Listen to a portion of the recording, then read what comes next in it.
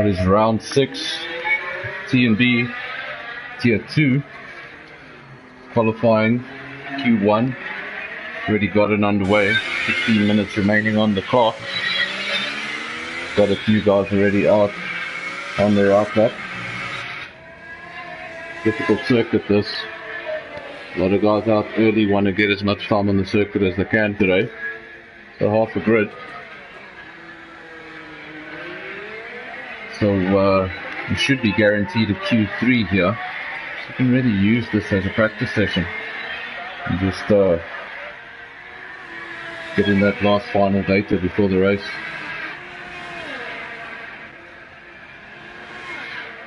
Fortunately, Park Ferme rules are set off, so guys can still modify one or two things if they're not happy with their setup.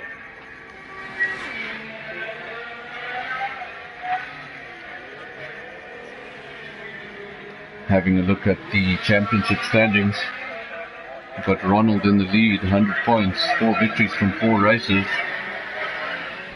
And in second place, we've got Staffy, 42 points behind, got 58 points. And then Springbok Gamer on 49, and obviously Wolfeze 48. So just 10 points between second and fourth place in the championship. As far as the constructor standings go, Force India's got that 100 points from Ronald, and they're leading the championship from Toro Rosso. Quite some margin. Good start to the season for Force India.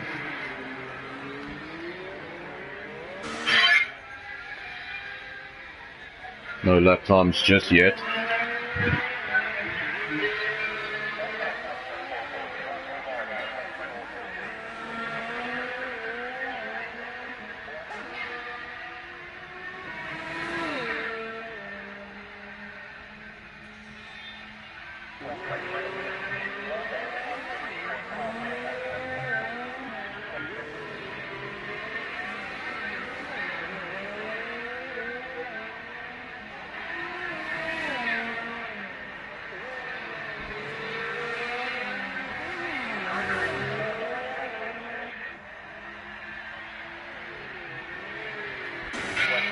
Ronald's gone over the line and set a 1:39.8, fastest lap for now. Mornay goes second in the Ferrari, 1:40.9, so gap of 1.1 seconds there.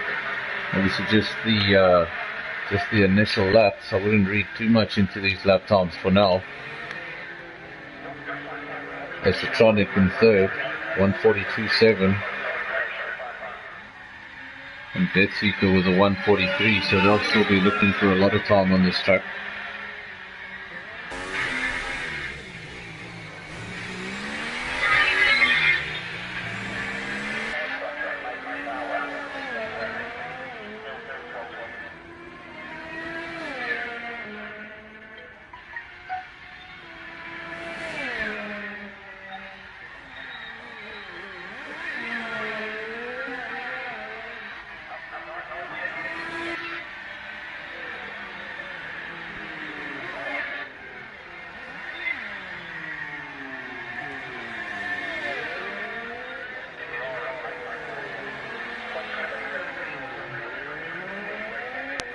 Just having a look if some of the guys are going to dive into the pits now, if they're going to have another go at it. Esotronic coming into the pits. It's a 1:42.7 currently in fourth. Don't know if he'll be happy with that time. Maybe just coming in to make a few changes.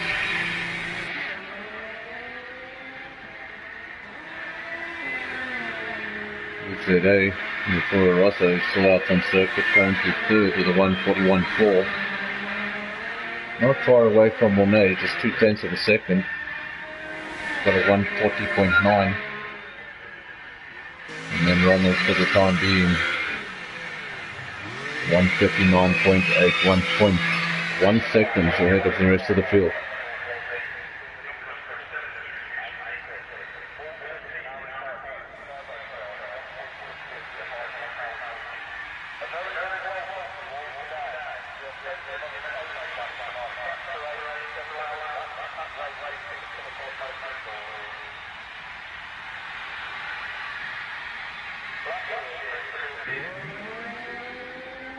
Still out on track. Let's have a look at Springbok Gamer, also appears to be on the lap. He goes and sets a 142.3. Staffy sets a 140.7. That will put him second, 9/10 of a second behind Ronald still. Amazing first lap there.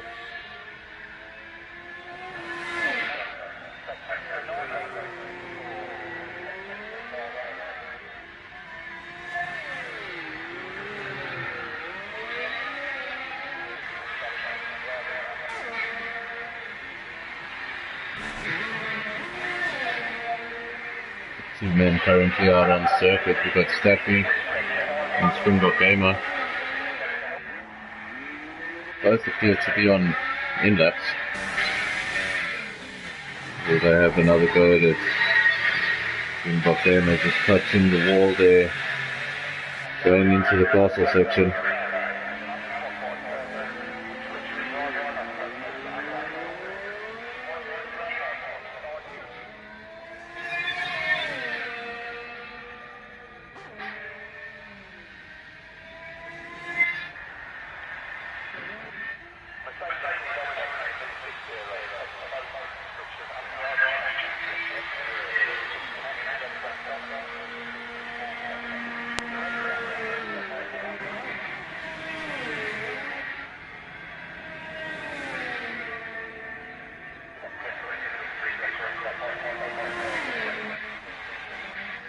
Got four men now out on circuit on their outlaps.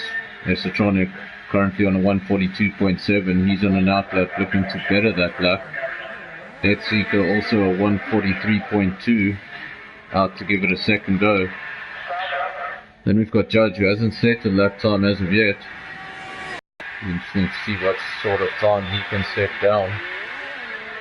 Give you an indication of what sort of strategy he can run going into the race.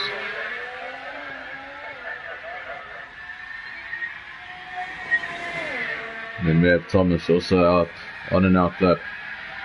He has not made any time as of yet.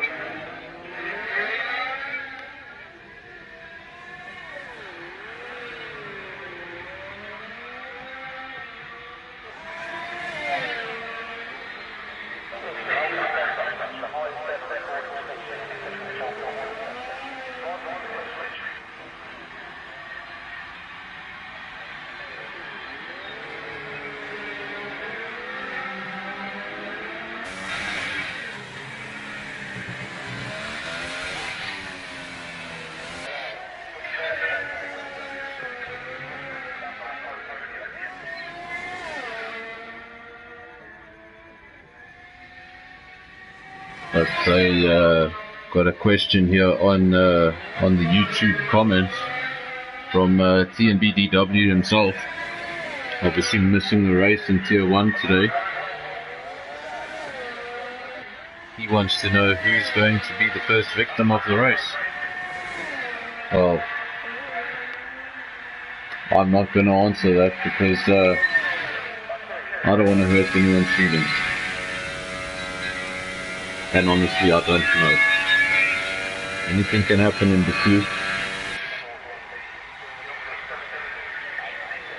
Maybe, just maybe, the first retirement is going to be into the castle. Obviously, this is round 6 of Tier 2. We've got 4 tracks to go on the calendar, namely Spain, Russia, China, and then New York and Singapore. Should be quite an interesting finale.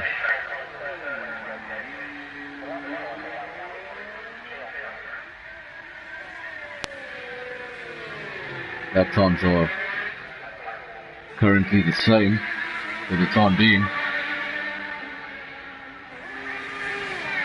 That 139.8, the first lap Ronald went out, he did that 139.8, and he's been sitting in the pits ever since.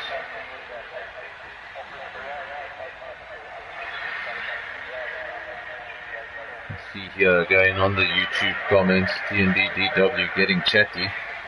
Apparently, reason he's not attending the race today is that he's been fired from Williams. All I can say to that is if you've been fired from Williams, you've really hit rock bottom.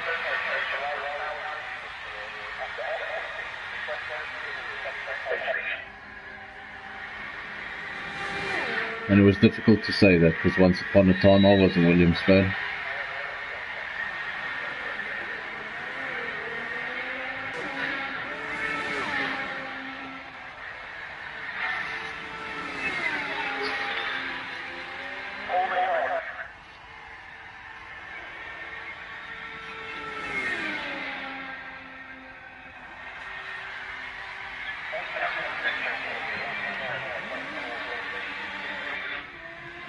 It's a circuit that has a little bit of everything. It's got its tight 90-degree bends. It's got the castle section, which is extremely tight, and then it's got that long straight at the back. You can't go for too much downforce. All the time you make up in the corners, you're just going to lose in sector 3. You really got to get the balance just right. And obviously it's still got to feel good for the particular driver. Etika and Staffy have retired from Q1, so obviously happy with those times. Don't feel the need to improve on them. Etika with a 140.5, very happy with that. That's a big improvement.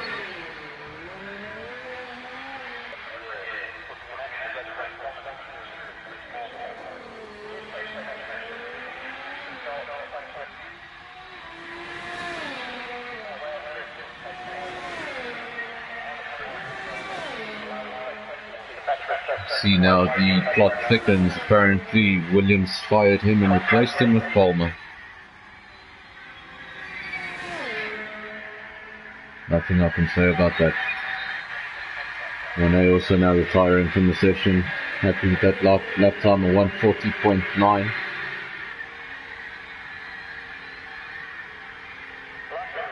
Currently that gap between first and second, 7/10 of a second. So still a relatively high gap. It has brought it down considerably from 1.1 seconds. We ride with Ati now as he exits the castle section. Gets into a tricky part of the circuit. Very quick, and you've got to get it right under braking.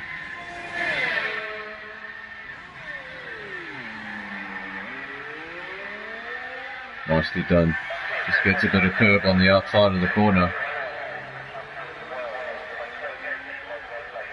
That looks clean so far.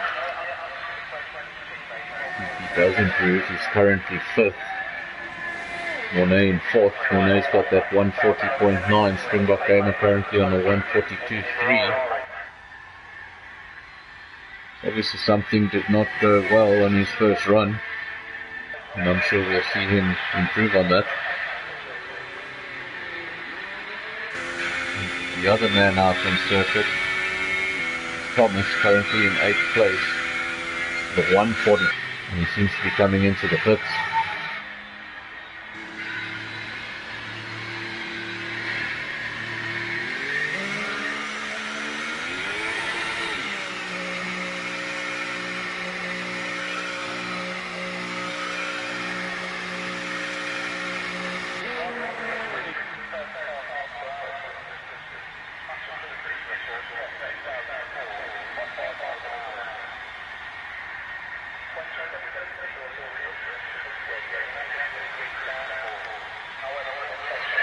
All of the drivers choosing to set their laps on the ultra soft.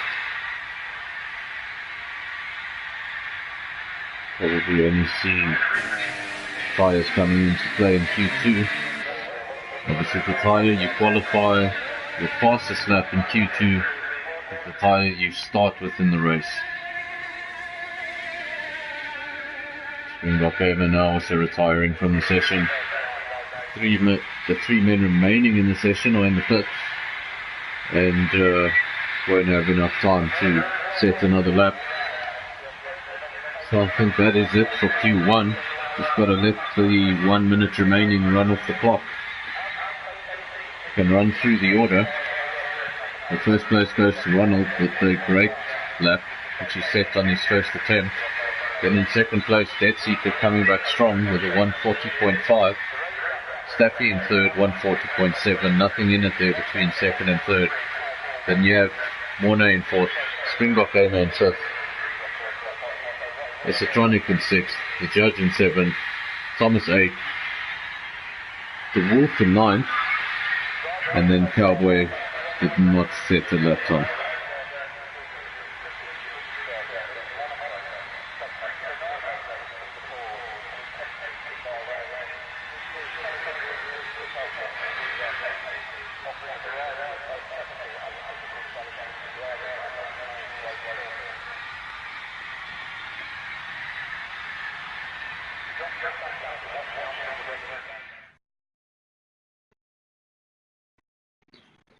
That's the end of Q3.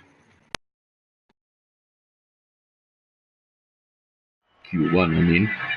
We'll go into Q2 now. There's your results. I'll read them out again. It's Ronald in first, Death Seeker and Staffy. That's your top three.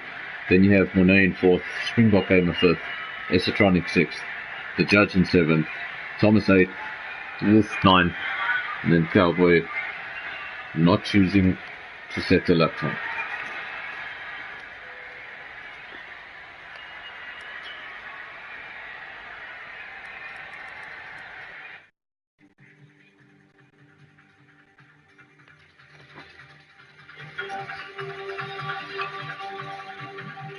Something I'm interested to see as we go into Q2 is if we've lost any drivers.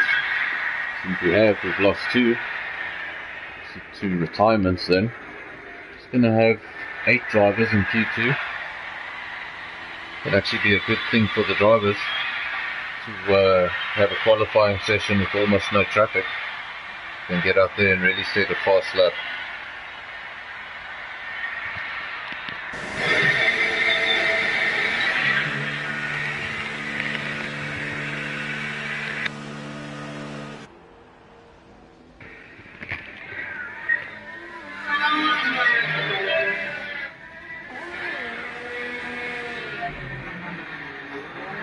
Q2 has just gotten underway and we've already got 2 cars out on circuit wanting to get out there early.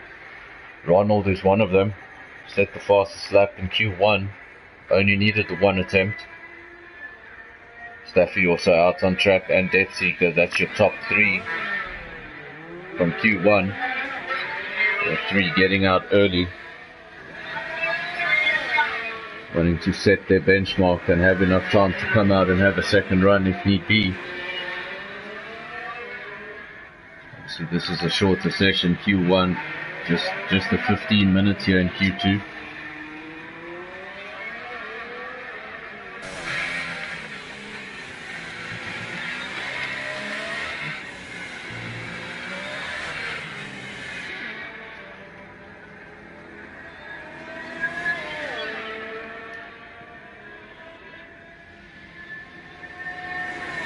One of the longer tracks on the calendar. In fact, it's 6 kilometers. Almost exactly 6 kilometers. And it has that tremendous straight in Sector 3.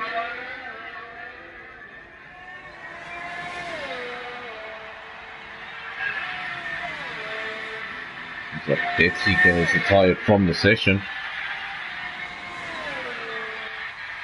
He hasn't set a lap time.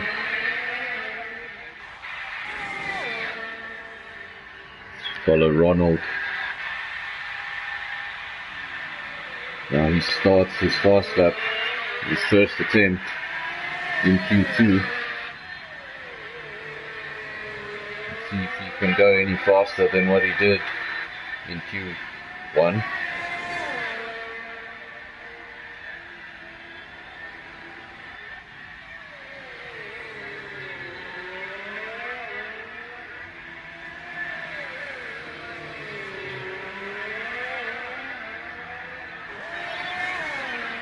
Ronald seems to be a really quick driver, and 4 wins in 4 races, so we haven't found his weakness on the calendar yet, And judging by his lap time, if you follow him around the circuit, really clean. And judging by his lap times, very quick. So it doesn't look like we found his weakness yet. Seems to enjoy Baku.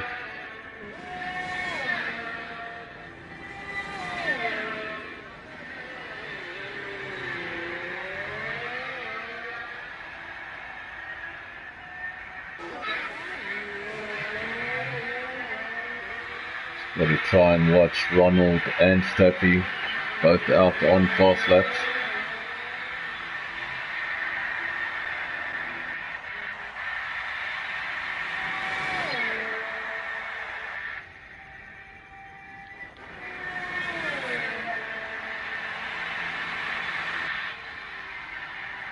Ronald goes with a 140.0, so not as fast as he went in Q1. Staffy goes over the line and sets a 140.7, so 0.7 of a second there.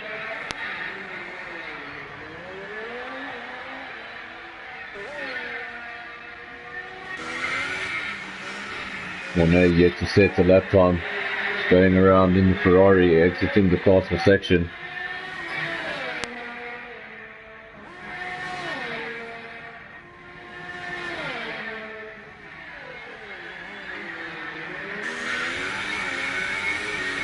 Right on board with Monet. Pretty left-handed up. Next segment, some fast corners. Got to take them at full throttle to keep the car under control at the same time. So easy to lose it. And once you hit the one wall, you hit the other, and it's all over. He heads down the straight now to set his time, and it's a 140.788. Just 0.08 of a second slower than Staffy, nothing in between second and third. We now go through the judge, racing on board with the Williams driver. Goes down the straight. Let's see what lap time he can produce.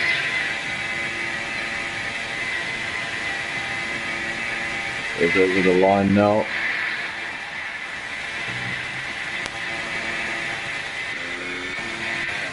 That seems to have been a warm-up lap. Follow the judge. He's in sector 1 now. Tough part of the circuit. A lot of these 90-degree bends. You want to just not get too much of the curve. Touch the white line on the way in, get the apex, but don't get too much on the curve. Can be the end of a race in a hurry. Azerbaijan is not really the track you want to run wide at. Not a lot of space to run wide.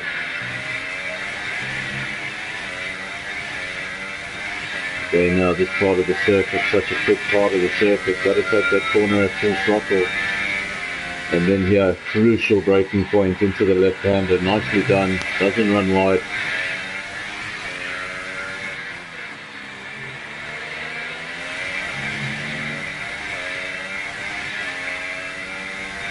Nicely done, goes right, goes left, right again, and now he'll enter the straight. See what lap time he can come up with.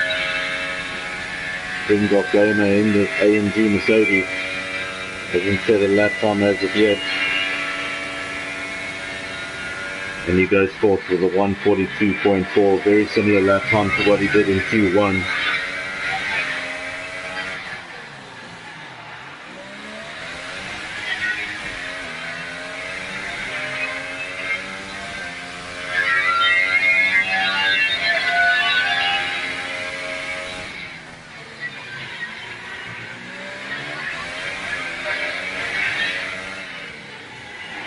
Staffy retires from the session. Both men to retire from the session. Seems like he's happy with that lap time. Nothing wrong with it. A 140.7. He's definitely safe. Don't know if we're going to lose any drivers going into Q3. But I see we have 2 retirements that did not take the lap. So I think Q3 could be 6 drivers. We'll have to wait and see. follow the judge, currently out on track. Unfortunately, if you can hear that, the Williams does not sound too good. So let's get out of the TV pod.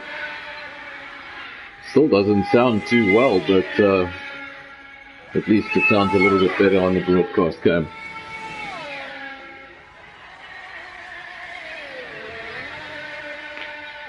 Yeah, when you get up close and personal with that Williams, you can just hear something is not right.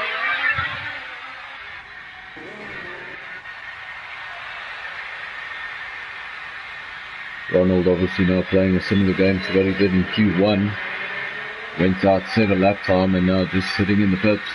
Obviously happy with that. Just waiting to see if anybody can get close or improve on it.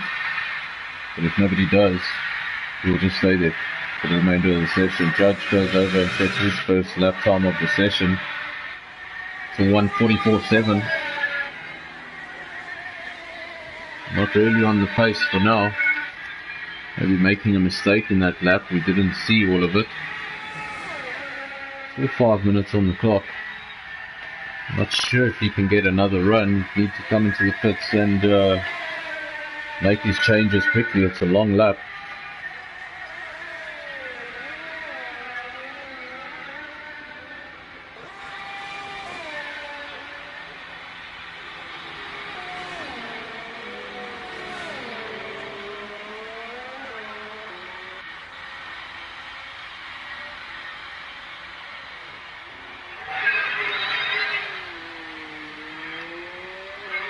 Obviously last week, if you watched the Tier 2 stream, we had a few technical difficulties with the timing screen. I will be hoping for none of that to repeat itself in the race. It's quite difficult to commentate on, and I hope I can give a better performance this time around. Let's just hope that Force India stays on one part of the track. Got Thomas currently running around in 6th, has not set a lap time as of yet, the Haas driver. Out on a lap, we'll be looking to put some sort of lap time on the board. That seems to be going slowly. Don't know if he's going to have another go. Currently in 5th, so I think he'll be safe for Q3.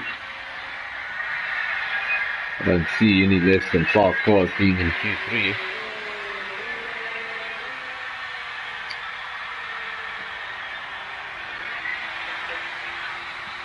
Let's have a look at Thomas, see what he can do. The only man that has not set a lap time in this session.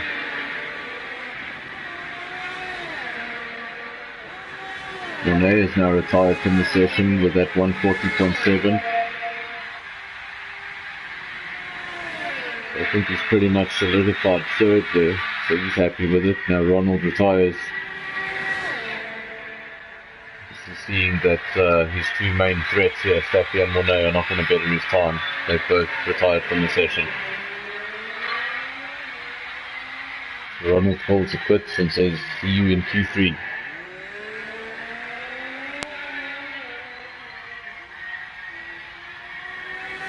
Currently Springbok Gamer and Judge both sitting in the pits with 2 minutes 58 seconds remaining, so just under 3 minutes. If they want to get out there and have another go, better get out on circuit. No movement yet from the pit lane. We'll see if those two come out and have another go. Getting back now to Thomas. But there hasn't set a lap time as of yet.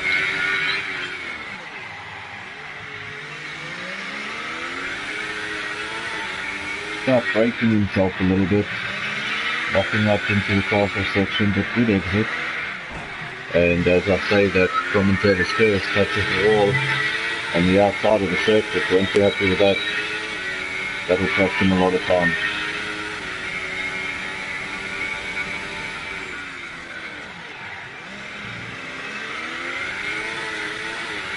Didn't carry a lot of corner speed there.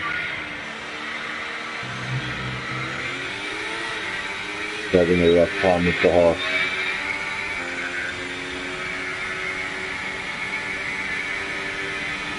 Just needs to get a lap time of sorts down here, and I'm pretty sure he will go through to Q3.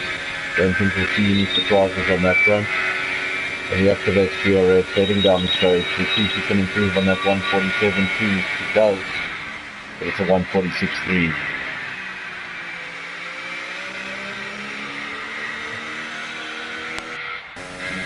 Springbok Gamer now out on an outlap, having one last bite of the cherry. See if he can improve. Let's just see what's happening with the judge. Still sitting in the pits with 1 minute remaining, so he's not going to go out and have another run. Seems like the only man having another go at it will be Springbok Gamer. We'll keep our eyes on him. And again, seems like I've got to stop riding on board with these guys. Commentators go strike for the second time in 2 laps. My apologies, but I don't really care if the drivers will only watch this later. If they're watching it now, that's probably why I keep it the wall.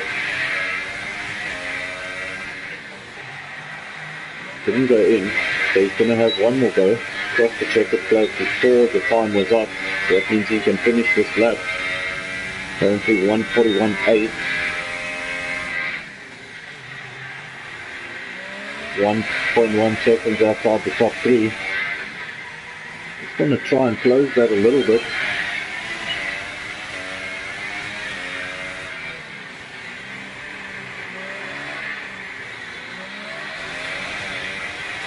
Top 2 runners, Ronald and Staffy, set their lap times.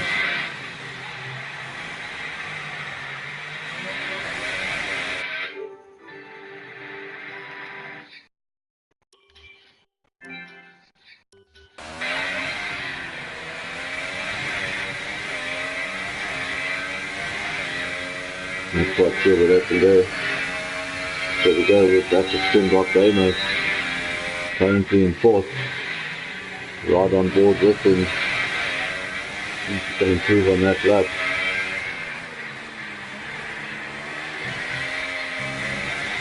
This runs wide. Part of the track you really want to get right. You can lose a lot of time there. You want to get the best possible effort as you enter this straight. Get the maximum top speed you can. Otherwise you just see those tenths of a second running off your delta. And he chooses to come into the pits. Obviously wasn't going to improve. No point in finishing the lap. We've got just under 2 minutes remaining on the clock. That's for anyone who needs to finish a lap, and no one needs to finish a lap because they're all in the pits.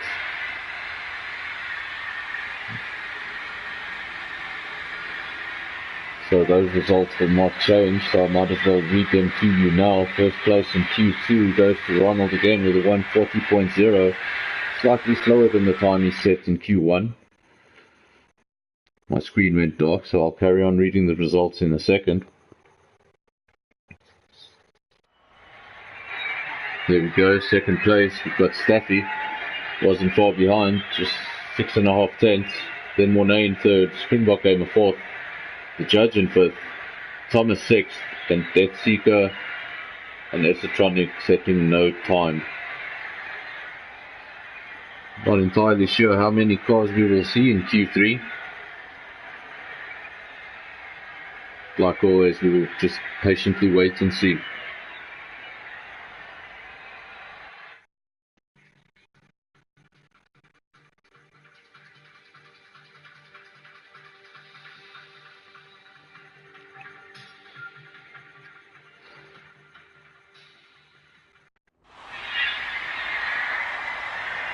Here we go, it's the start of Q3, just a 12-minute session. I'm sure we'll see cars getting out on the track almost immediately.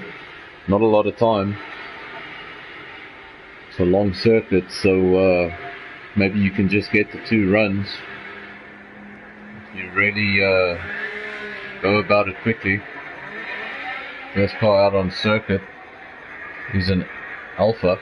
It is Staffy, he goes out on his outlap. He's the first man out on circuit. No one else out on circuit as of yet. As I say that, Ronald now joins the track. So the two fastest men so far here in Baku. They're the first man out in Q3. So just the 6 drivers now in Q3. No one should really have a problem with traffic.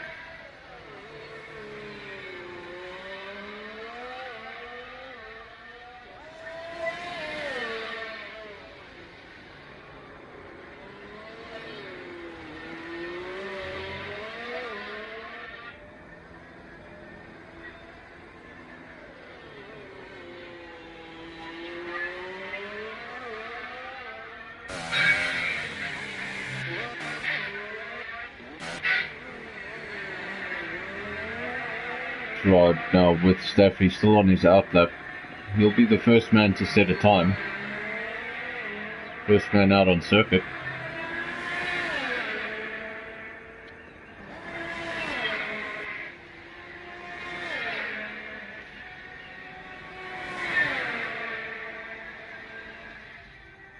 Unfortunately, I have no ears on the ground to tell me about the forecast here in Tier 2. So we're going to have to wait and see if we're going to be surprised by rain on the grid. I have no idea what awaits us going into the race.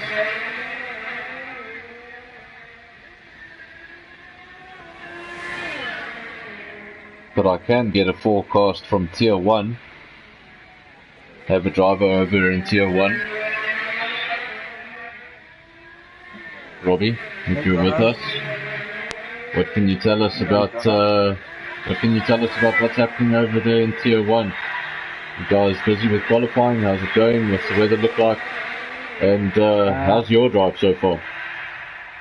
I'm out in Q1. I hit a wall. So yeah, I'm just sitting here and doing so qualifying has been dry, but it looks quite overcast now, but the race is also dry. So we shouldn't be seeing any anything interesting happening there with the weather. Nope. So you're still in Q1 over here in Tier 2. We're in Q3. 8 minutes remaining. It seems we're a bit ahead of you. We have 9 minutes remaining in Q3. And over there in Q1, who's fastest at the moment? We're in Q3 now. Fastest I think is Gavin was fastest in Q1 by 2 seconds. Q2 was Wazoo on Super Socks. And I'm just spectating Wazoo at this stage as he's going around. And no one has set a time yet in Q3. So it seems maybe Gav over there in Tier 1 played the DW strategy of talking himself down the entire afternoon and then coming out and setting fastest laps. Not the only one who does it. Isn't that Wazoo? DW loves to do that. Talks about not having pace the entire day and then wins the race. So I say it's the DW strategy, the mind games. Okay, Gavin goes fastest with 1:45.1. It doesn't sound very accurate. Nathan has a 1:48.5. And Wazoo does a 1:38.2. That's the top 3 so far. I'm gonna have a look at these times now in Q3. I'm gonna let you get back to it. I'm sure we'll speak to you again if you're on the straight and gonna give us a couple of updates. That would be great. Good luck with Q1, Q2. Let us know how Q3 goes. It's busy with Q3.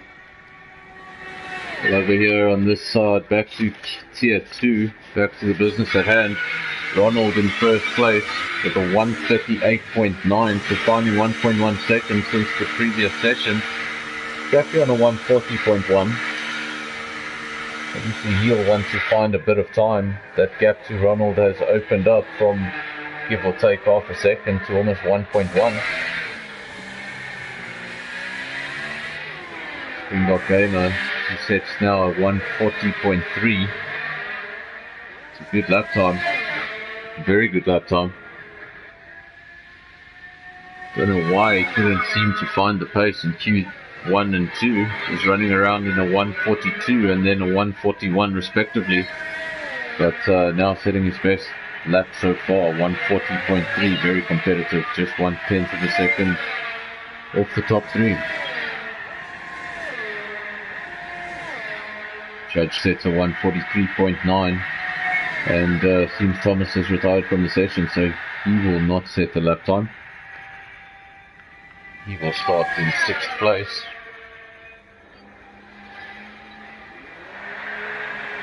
Front of the 3rd row, not bad.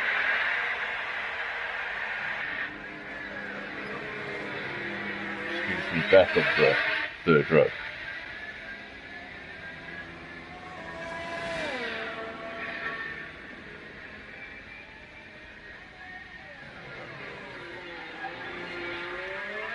Springbok Gamer has gone faster. It's a 140.0. Maybe didn't want to show all his cards in Q1 and 2. I think there's something funny going on here. It's a fantastic lap, 140.0. Takes 2nd place away from Staffy by a 1/10 of a second. And Mornay's not going to be able to improve because he's retired. He will take no further part in this session.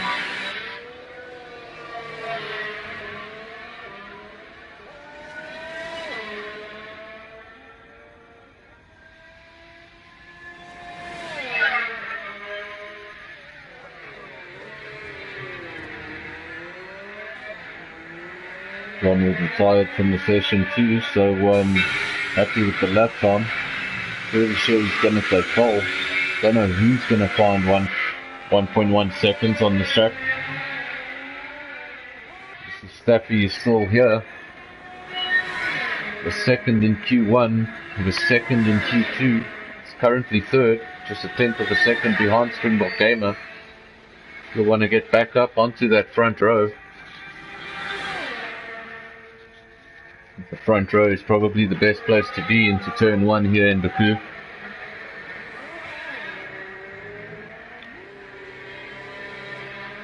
Hopefully we shouldn't have any lap 1 incidents, just the 10 cars starting the race. So I think everyone should have ample space. You know, it's a different story when we start with 20.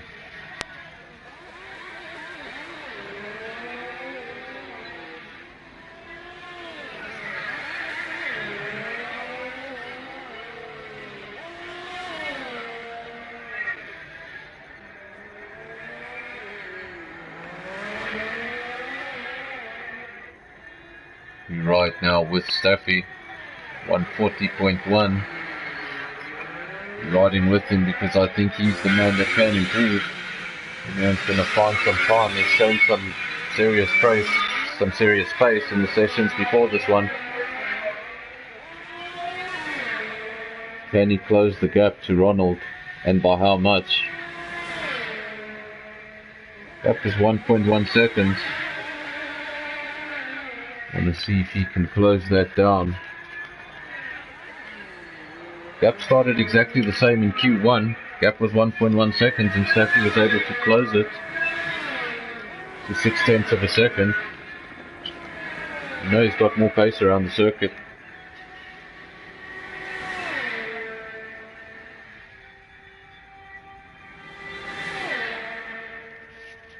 Goes down the main straight now.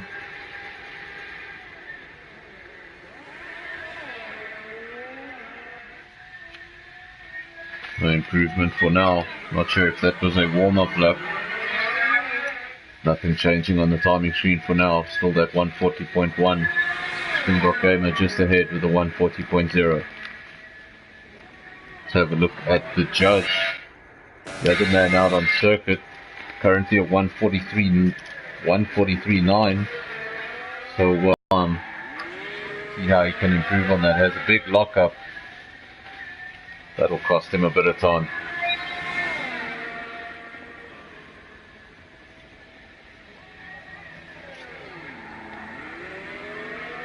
Can be quite difficult on these longer tracks to really just stitch together a good lap. There's so many places that one can make a mistake. And I think 100% of Baku, 100% race distance, it's going to take quite a lot of concentration out of these guys, and I think they're going to be quite tired after this. I know what 100% race feels like. And at a track like this, much worse. Judge there running a little bit wide. Bit of a scrappy lap. Don't think he'll be too happy with it. Like I say, it's such a difficult track to master.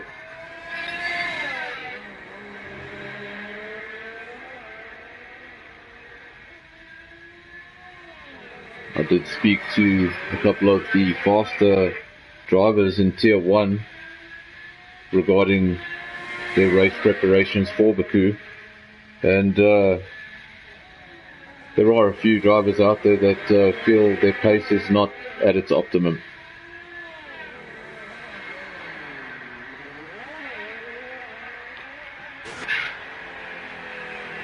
There we have it, the end of Q3. And again, a session that was dominated by Ronald. Only needed to go out and set one lap. And that's it. He's going to be starting from pole. He's going to start from the front of the grid in Baku. Here we have our results. This is just the 6 runners in Q3. I'll read them out. Ronald takes pole position from Springbok Gamer, who's in second. Staffy third. Then we have Monet.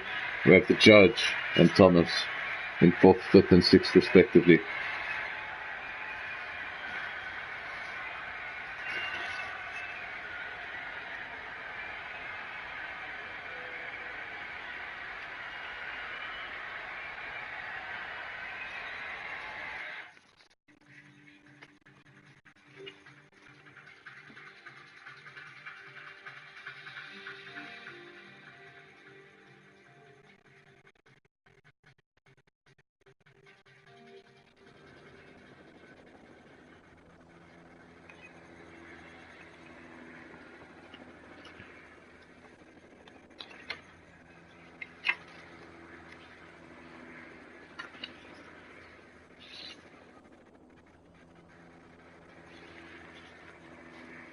We're just now sitting in the pit lane waiting for everybody, connections, to finish up.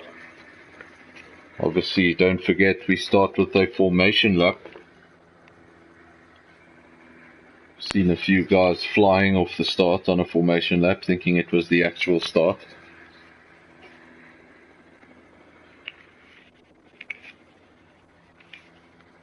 And again on a 6-kilometer circuit. Can be quite a frustratingly long formation lap. Here we go, the green lights come on, formation lap gets underway. Don't We have Robbie with us, RZDV 2000 from Tier 1. What's up, Rob? Paul, Wazzy, second, Gavin, and third is mismatch. 4th, Y Racer, 8th, Oscar, IGH, 6 Reno, 7 TnB 4th, 8th is Nexa, 9th my teammate, and 10th me. That's the captain. So you're starting from 10. Oh yeah. So that's the end of Q3. You guys are about to start your race. Good luck. Enjoy. Thank you. Thanks for the update. Back here in Tier 2. Ronald going around in his formation lap. Springbok Gamer. It's a good time to get some temperature into the tires, warm up the brakes.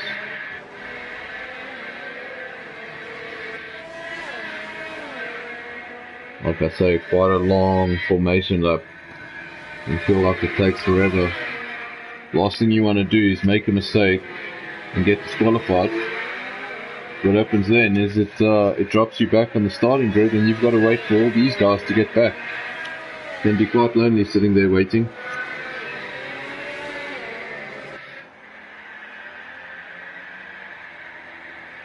Just hoping for the best going into turn one. I've seen a few incidents here in my own time racing in the car, and I'd say it's a lot safer up here in the commentary box. It's a race I don't mind missing too much.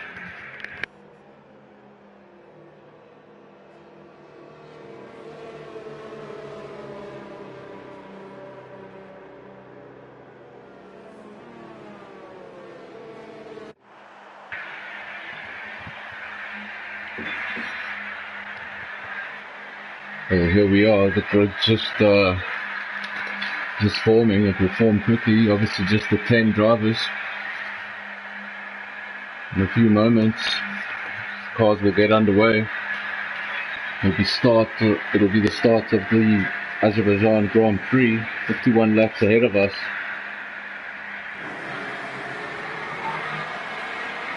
A long race, and these guys need to remember that going into turn one. Don't do anything crazy. That's 5 red lights and they're out. It's a great start into turn one. Springbok Gamer running a little bit wide. Not sure if he got a bit of the wall there, but not the optimal turn one. Doesn't seem we've had too many changes in position. Ronald leads from Springbok Gamer, followed by Staffy and Mornay in 4th. Detsy in 5th. We've got Esotronic in 6th. Cowboy 7th. Wolf in 8th, Thomas now in 9th, with the Judge following in 10th. Judge just taking the cautious approach. Don't know what's happening to my tongue, but bear with me. Hopefully it will get better. Ronald leads on lap 1 from Springbok Gamer. And he's followed by Staffy. So far, from what I can see on my screens, clean lap 1. Haven't seen any incidents. Don't know if maybe Judge had some sort of an incident, because he's in 10th and he's 6 seconds behind Thomas. I'm just going to try and get on board with him and see if there's any damage. Can't see any damage there. We've got a retirement. It's Wolf in the Toro Rosso. Unfortunately, we did not see the accident, but we saw the aftermath of the accident when Judge drove past it. Seems to have lost the wheel. Obviously had a hefty collision with one of the walls. And that's unfortunate. Out on the first lap of the race. The last thing you want after practicing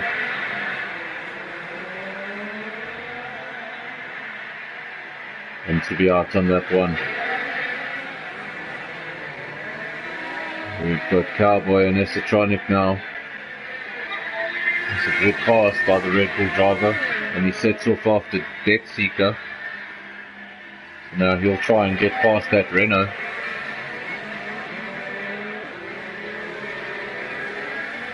Death Seeker has shown some pace on this track, so he'll want to get past.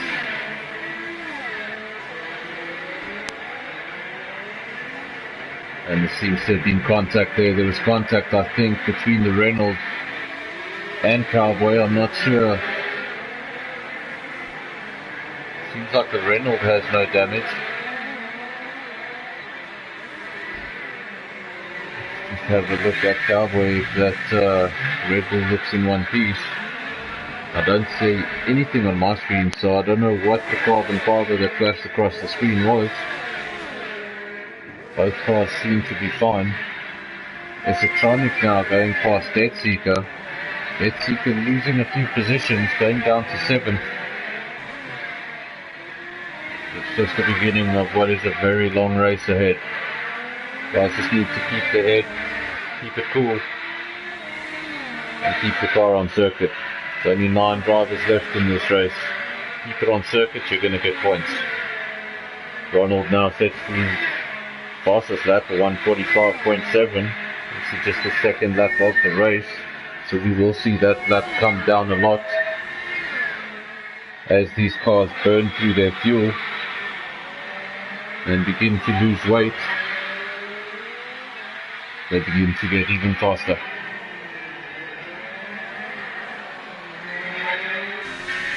Have a look at Cowboy in 5th place with the Red Bull. Was on a charge earlier. Now 3.5 seconds behind Mornay. But the Ferrari has gotten away. Let's ride with Mornay now. Right behind the Selbach Staffy. That looks like a good battle there. 4th place, well, 2nd, 3rd and 4th. Really close together. Just covered by 1.2 seconds, those three cars. Really nicely done. And then it seems like Ronald, well, he's 7.4 seconds ahead on lap 3. Absolutely flying in that Force India. And it is very early in the race. And it is only speculation, but I'm not going to say it. I'm not going to say it. I've made 2 drivers crash already, so I'm not going to say it.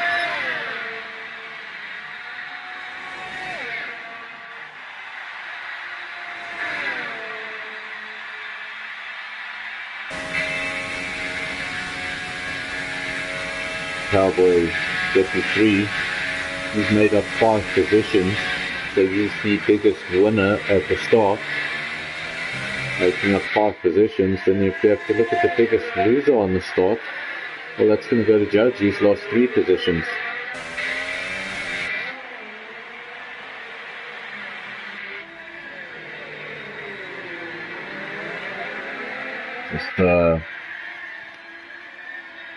Just for a second, Ronald's car jumped to 3rd. Hopefully it's not a repeat of last week. Just showing signs of problems there. Now the Ferrari of Mornay seems to have gone into the back of the Sauber. Let's have a look at the Ferrari if there's any damage.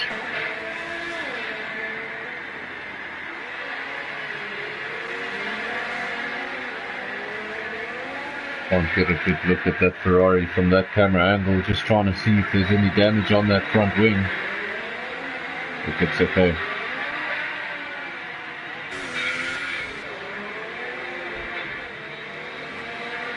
Well, from the beginning of the race, we're now on lap 4, and the top 4 are exactly in the order they started. Ronald first, Springbok Gamer second, Staffy third, and Mornay in 4th. Then we've got Cowboy in 5th place, 2.7 seconds behind these 4. 2.6, and that time is coming down. 2.5 seconds now, so he is catching these guys. And if they begin to battle each other, he's going to catch them even faster. Now just 1.1 seconds, so making up a lot of time now on Springbok Gamer. Didn't see what happened, but Springbok Gamer has gone down to 3rd. Seems to have some sort of damage as he comes into the pits. You really have to look for the positive. At least the damage happened near the pit entry, changing a wing. Let's have a look what tyres he's going on to. Seems to be going out on the super softs.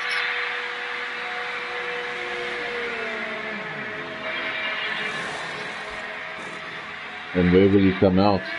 He was in 2nd, then obviously got that damage. Gave up 2nd to Staffy, and then came into the pits, and he's emerged from the pits in 6th place.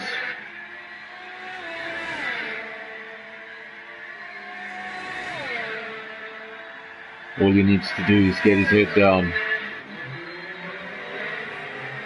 Take these tyres as far into the race as possible.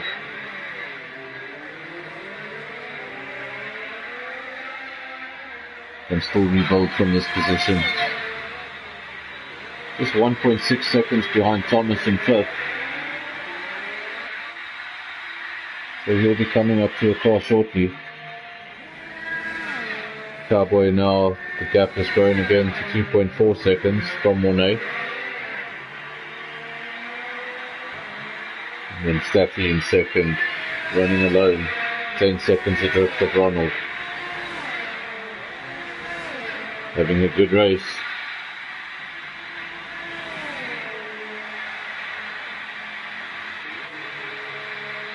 Monet has retired from the session. I apologise, but we did miss that. Let's ride on board with Thomas to see if he drives past the incident. Maybe we can get a glimpse of what happened. Obviously he was 23 seconds behind, and there it is. Just caught a glimpse of the incident there. Obviously just got some understeer and ran into the wall on the outside, lost the tyre, and he becomes the second retirement here in Tier 2 at Azerbaiján. So just 8 runners now from the 10 that started.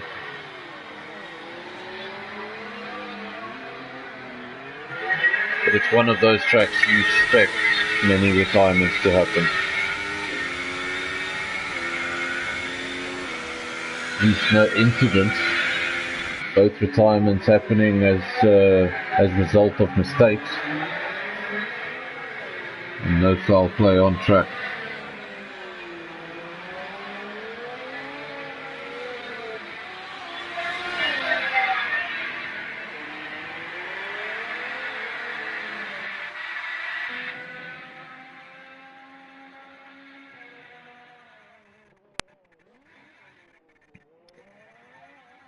Cowboy 33 in third place, 11 seconds adrift from Staffy, and then Staffy a further 9 seconds adrift of Ronald. So 20 seconds cover those top 3.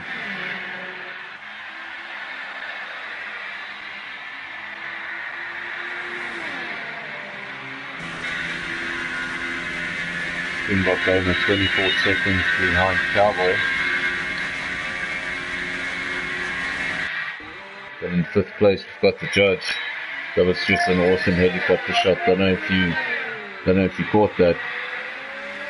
Awesome helicopter shot. Just caught the end of it. It looked really good. Judge in 5th. Esotronic in 6th. He's making up a bit of ground on Judge, so we want to keep our eyes on that. We might have a battle on our hands in a couple of laps. Thomas still running around in 7th for the Haas. And then Betseeker was definitely in a better position earlier on. He now finds himself in 8th place.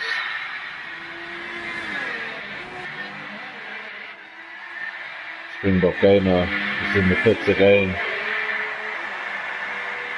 Fortunately, just the one set of eyes, and I can't get all the action on track. Not sure what happened.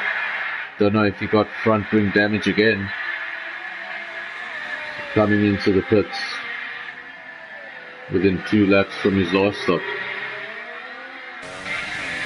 Not a fantastic race so far for Springbok Gamer. Was running in a very strong 7th, second, and now he finds himself in 7th place with a lot of work ahead of him.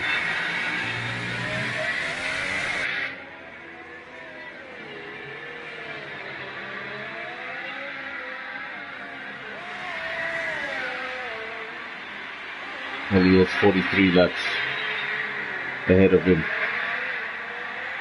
and some hard work.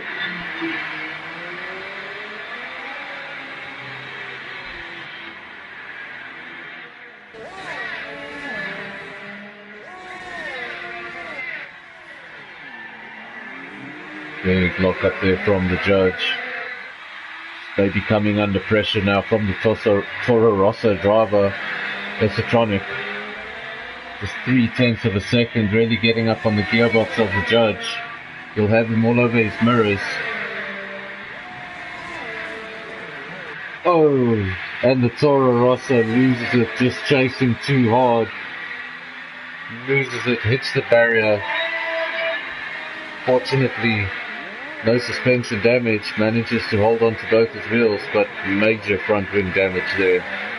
And in one of the more narrow parts of the track, with barriers on either side, found himself vertical. Took quite some time to get back on circuit, and Well, he's gone all the way to last, and he's going to dive immediately into the pit lane. You can't drive around this track with that wing. That was a red wing on both sides.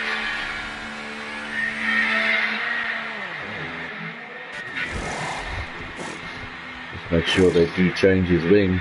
We've seen that problem in the past. Oh, there it is. There's the other wing. And he's going to go out on what appears to be ultra soft. Well, that's promoted Dead Seeker, no longer last. He's now in 7th place. And not far behind Springbok Gamer, just 1.5 seconds in it. Springbok Gamer now makes a pass on Thomas. Goes back up into 5th place. His next target. 16 seconds up the road. And it's the judge.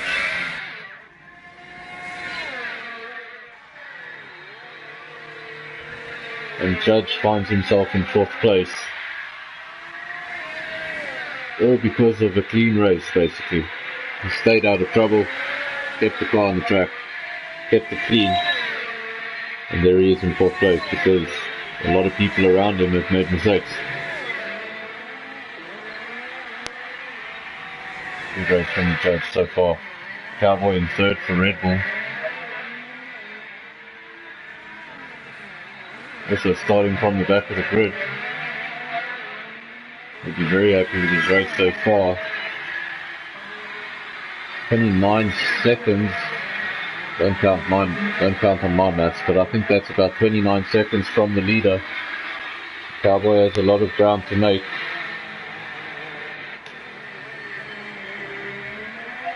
And in 2nd place, obviously, Staffy maintained that position for most of the race so far.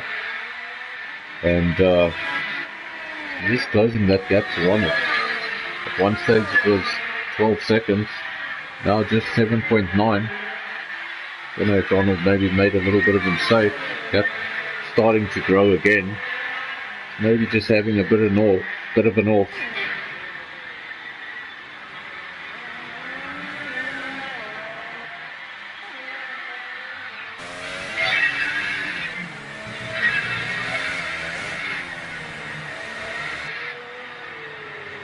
Again, forgive me, I don't want to put a commentator's curse on anyone, but I am rather surprised that the castle section has been going so well.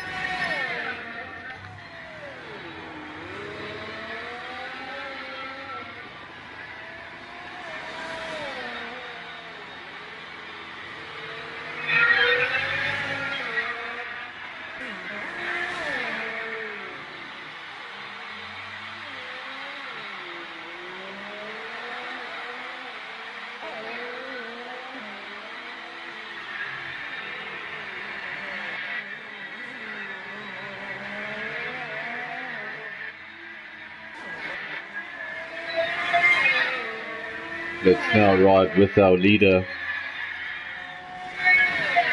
He's dominated so far.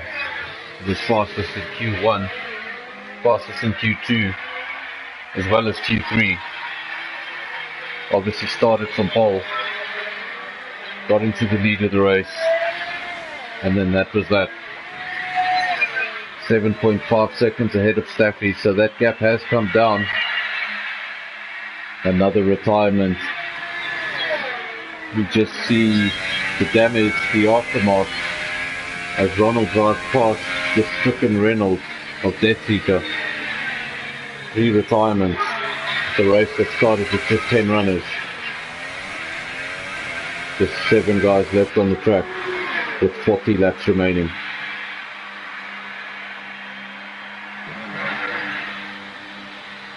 Don't really know what happened there.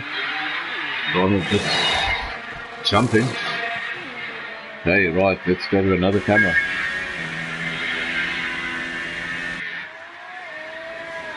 Ronald now coming out of the pits. He'll be in 2nd place. What appears to be 14 seconds. Staffy has chosen to stay out longer. Ronald the first to make a move.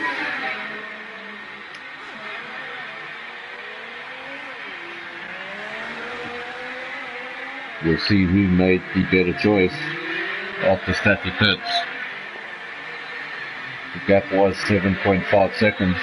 It'll be interesting.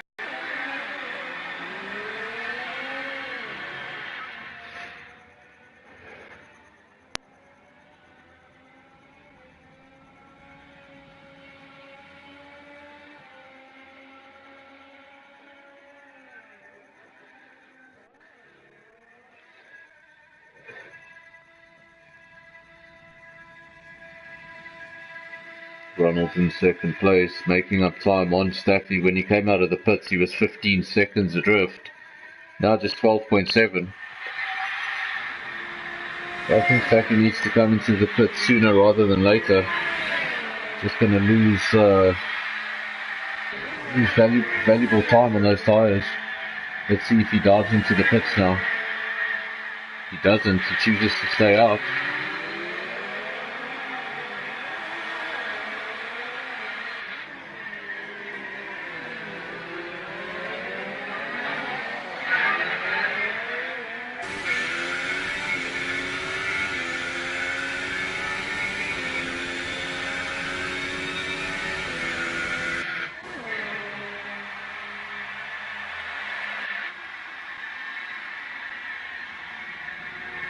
Cowboys there in the Red Bull having a lonely race. Go back to Springbok Gamer in fourth place. Seems like he's just pulled off a pass on the Judge. Judge goes down to fifth. And Springbok Gamer's recovery drive continues. His next victim is a ways away, 41 seconds, but he still needs to stop. So that gap will come down to somewhere between 15 and 20 seconds. So he can still get a good result. He can still finish on the podium. Just needs to stay focused and forget about what happened a few laps ago.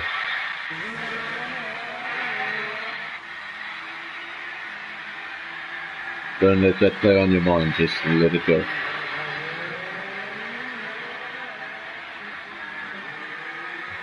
Ronald now really closing that gap to Staffy. He's got the fresh rubber, just 8.5 seconds. It was initially 15 seconds when he came out of the pits. So he's basically closed half of that advantage. Really lapping quickly now. 8 flaps. It's dropping to the 7s any time now. Ronald goes fastest lap, 1:44.1. Really just getting the hammer down on those fresh super softs.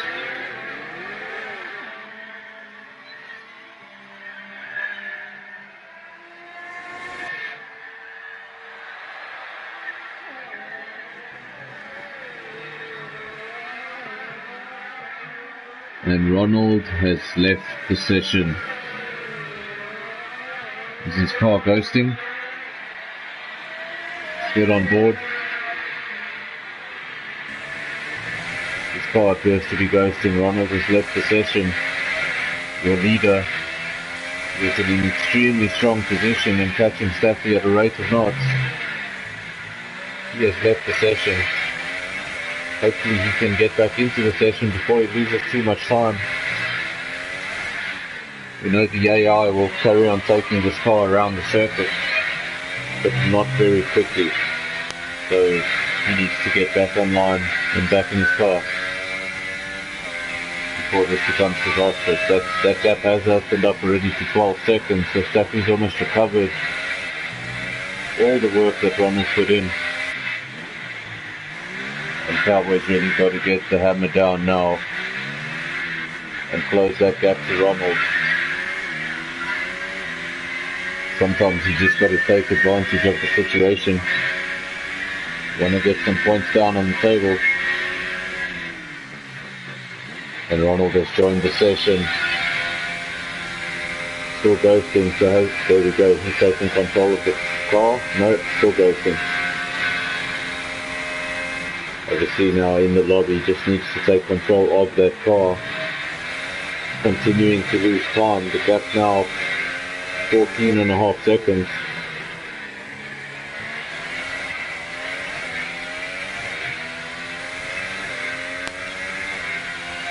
still ghosting. He hasn't taken control of that car just yet. Hopefully he's not having problems on his side. Steffi now gonna make the most of it. Needs to open that gap as much as possible.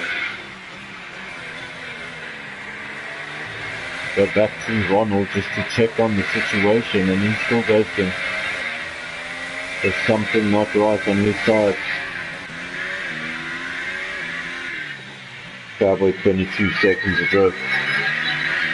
Keep our eyes on how quickly that gap closes. Springbok Gamer seems to have made another stop. Now he's come out on a set of softs.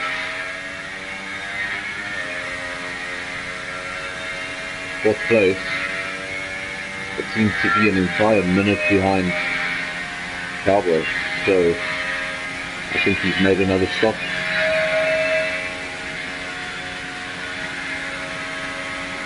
Just have a look at the stops. That's right, seems like he did make another stop. Springbok Gamer currently 3 pit stops. The Citronic 2. And then Ronald and Judge have 1 apiece. Thomas has not yet been into the pits. Neither has Cowboy or your leader, Staffy. Usually now Staffy's opened that gap up to 22 seconds. I may be mistaken, but I know to pit here you need around about 25 seconds. Have a look. It seems to be very gentle there through the corners. Doesn't come in.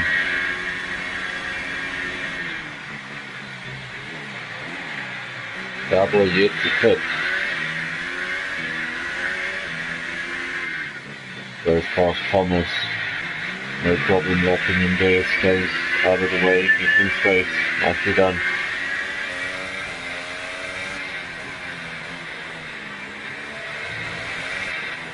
Sorry about keeping going back to Ronald. I'm just interested in seeing what the situation is.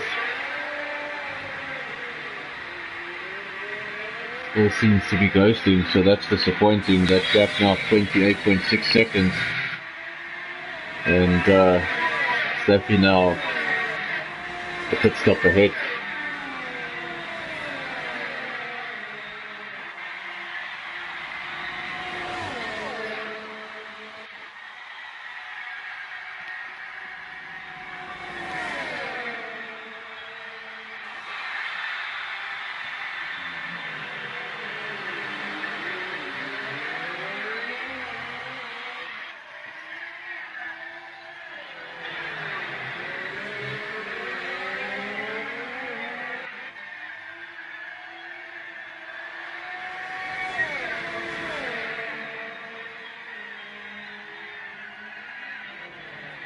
Steffi still leading by a considerable margin, 32 seconds now. It's been on that set of super softs for 15 laps. Just needs to be careful as those tyres fall away. Grip might start to fall away. You might not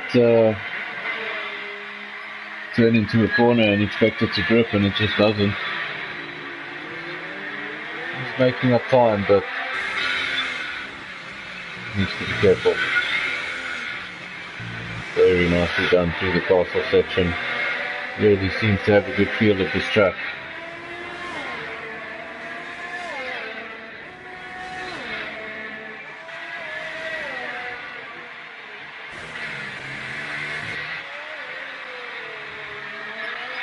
That gap now between Ronald and Cowboy now 15.3 seconds.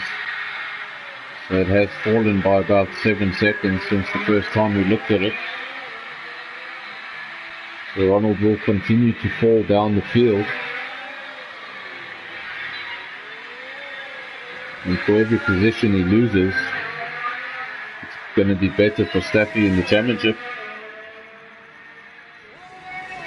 42-point difference between first and second in the championship.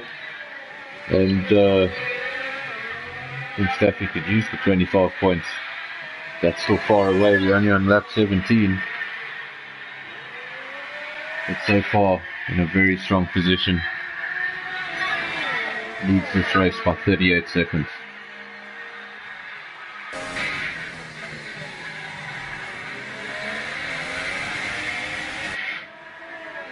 Riding now with Springbok Gamer in 4th place. One set of softs. Obviously going to go as long as he can into this race, possibly finish. Must admit, I haven't really done my research on which tyres can do how many laps, but I'm pretty sure he's going to go as long as possible or until the end of the race. But I think lap 17 is a bit early for that.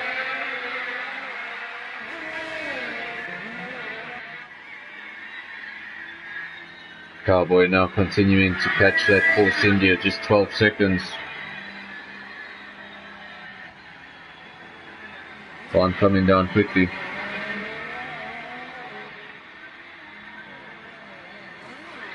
Seems like Ronald can't get back into the session. Just reading some comments here. Got a session code error. It's unfortunate.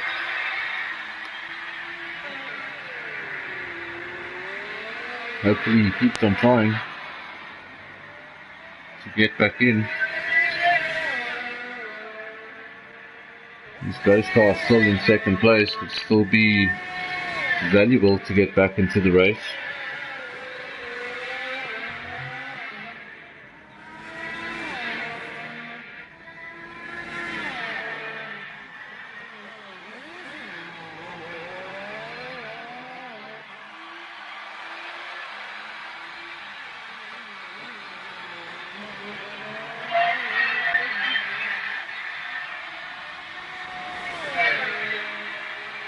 That gap now between 1st and 2nd of 47 seconds.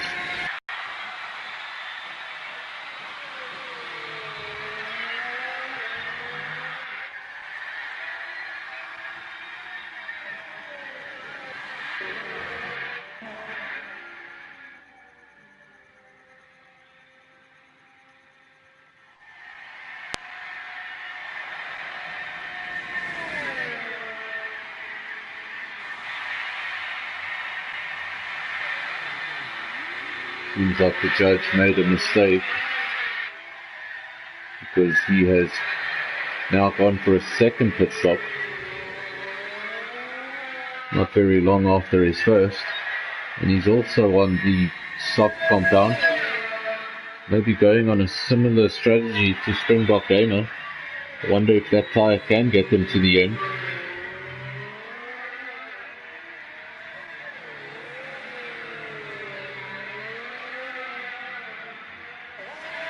The only driver we have on track is in Tier 1.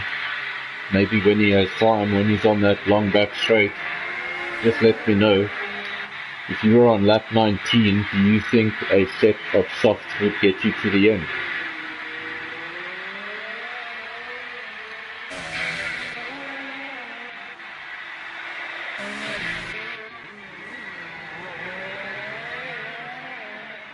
Cowboy now just 6.2 seconds adrift. He found himself in 2nd place.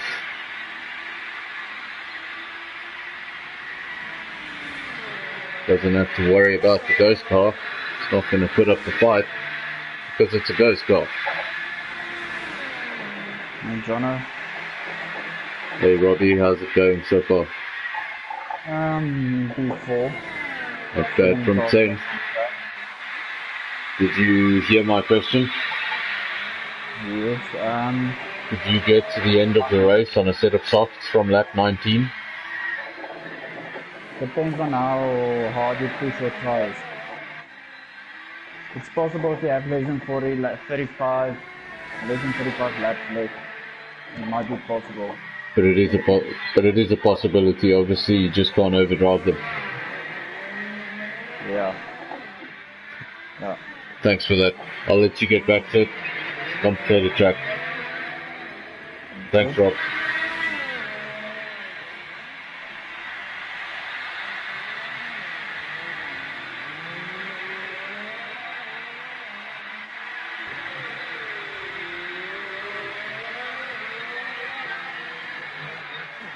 Cowboy will soon be surprised.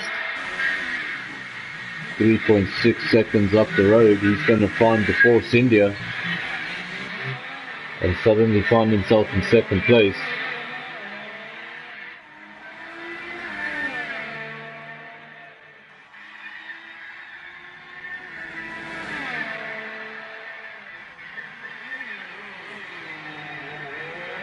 Ronald now in third, Cowboy in third.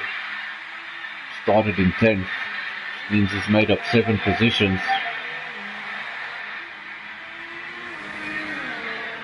And starting from 10th, he will be very happy with his second place. Didn't expect to be running in second on lap 20. Not quite there just yet, 4 seconds ago.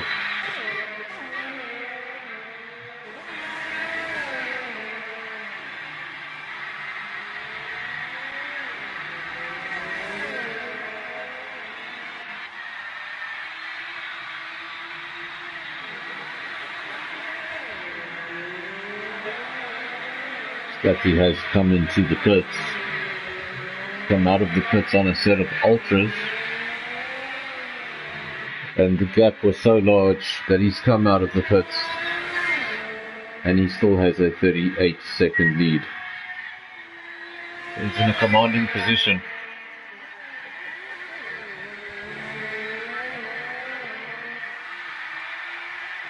Well, I hope he's not listening to the stream while he's driving, because then I'm putting all sorts of pressure on him.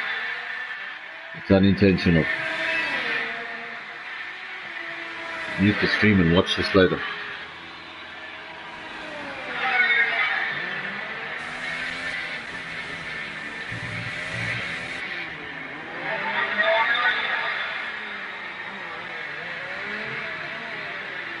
Not sure what happened now to the Red Bull driver.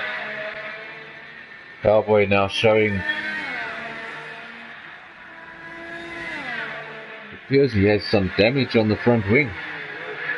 On the right hand side, seems to be missing an end plate. That's probably why he hasn't caught Ronald faster. He did make up ground to Ronald, but not at the same speed Staffy was pulling away. While Staffy was pulling away the 20 seconds a lap, he would make up a couple of tenths a lap. So maybe that's the reason. Coming to the pits, it's a very difficult track to get around with any damage on the vehicle. Comes into the pits from third place. Keep an eye on the gap down to Springbok Gamer. It was 33 seconds when he came into the pits. Rather long pit stop, has to change the wing. Been released now. See, where is Springbok Gamer? It's coming down the pit straight and over the start finish line into turn 1. This could be close. It is going to be close. They're going to be side by side. And oh, look at that.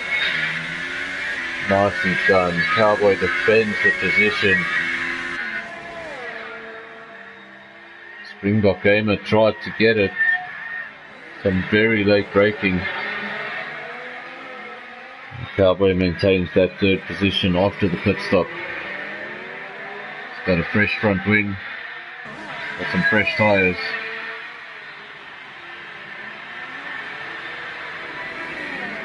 Now it's time to get your head down and start working all over again.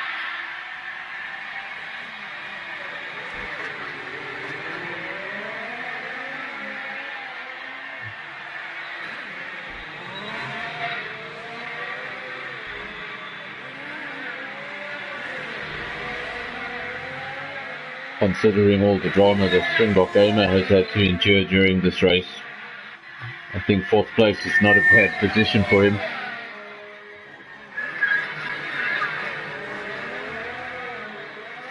And obviously he could be promoted from that fourth place because the car in second isn't going anywhere quickly.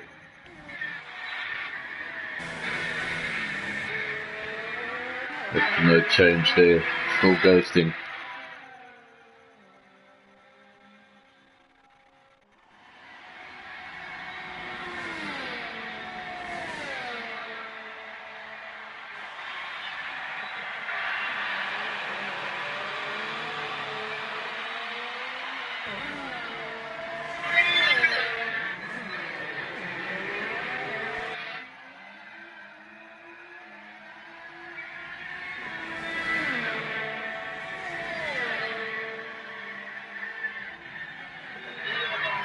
Cowboy now 24 seconds adrift, so that mistake did cost him.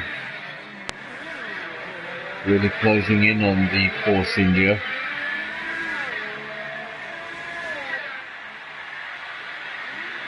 Shows you the dominance the Force India driver had in this race.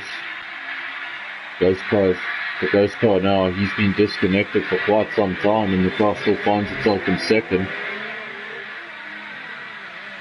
But Staffy now leads this race by 1 minute.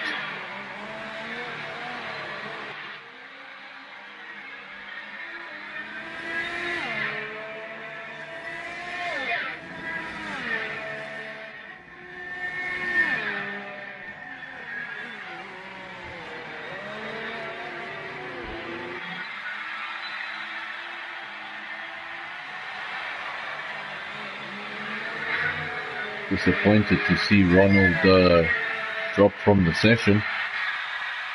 See, last week caused a few issues with the timing screen, was jumping around the circuit, seemed to have some serious issues with his internet connection, yet he finished the race. And then this week seemed to be having a fantastic race, led through all the qualies, was leading the race. And then the internet gave up on him. I saw him jump maybe once or twice, but nothing compared to last week.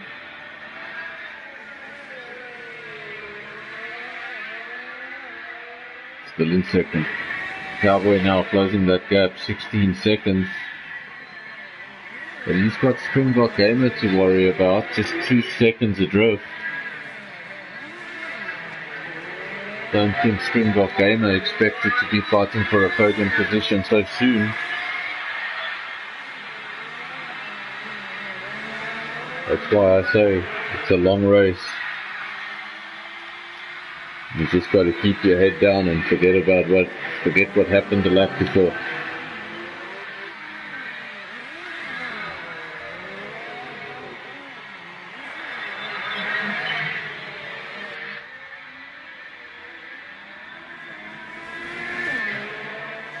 Michael Schumacher once said, the only thing on a driver's mind should be the next corner.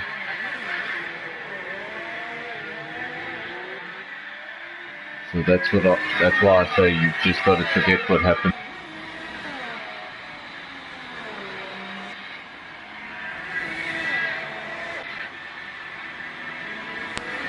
Watch Springbok Gamer closing in on Cowboy in third place, just 0.6 of a second. We're going to have a battle on our hands soon. Springbok Gamer has DRS. It's activated. Not quite yet. But he's going to get DRS again pretty soon in the second DRS zone. It's going to be a lot closer than the first time.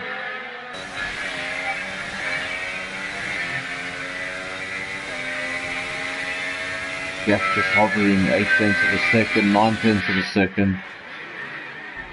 Not quite close enough for passing. But now a bit of a mistake from Cowboy. Maybe just a bit of pressure, seeing the silver in his mirrors.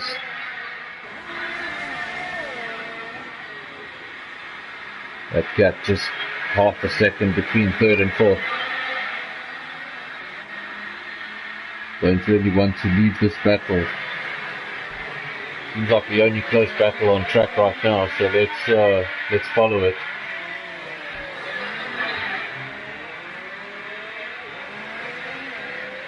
And this little battle over here is actually allowing Ronald to stay in second place because they're catching him slower.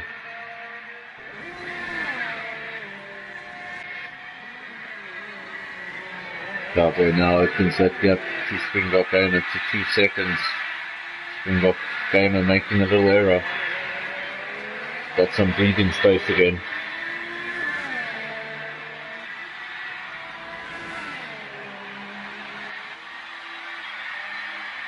He probably has no idea the Force India is ghosting. And he's looking at those times and he's catching that Force India and he's thinking, wow. And then when he gets there, he goes, oh. Ronald had the superior pace.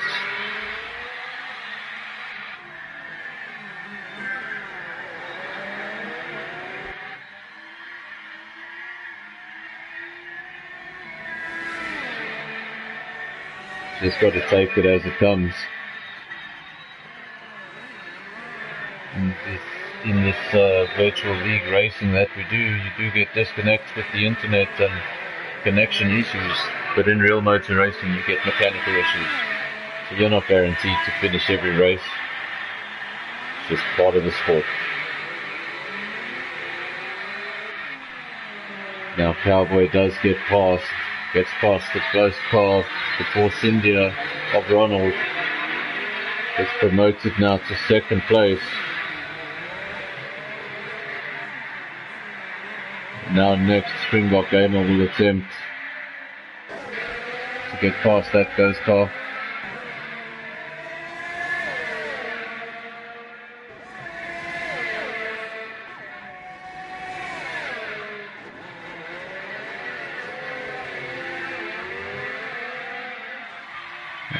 Now he gets past and Ronald goes down to fourth.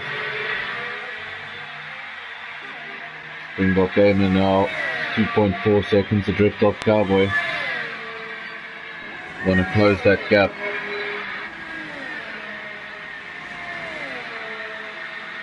It seems that Force India is going to be in fourth place for quite some time. Esotronic in fifth, a minute behind.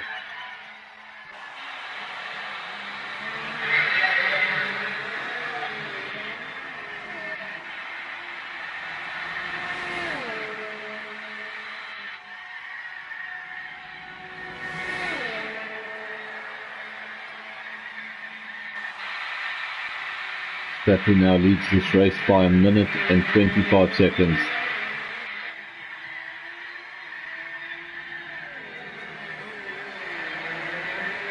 He just needs to keep going, and this will be quite the result.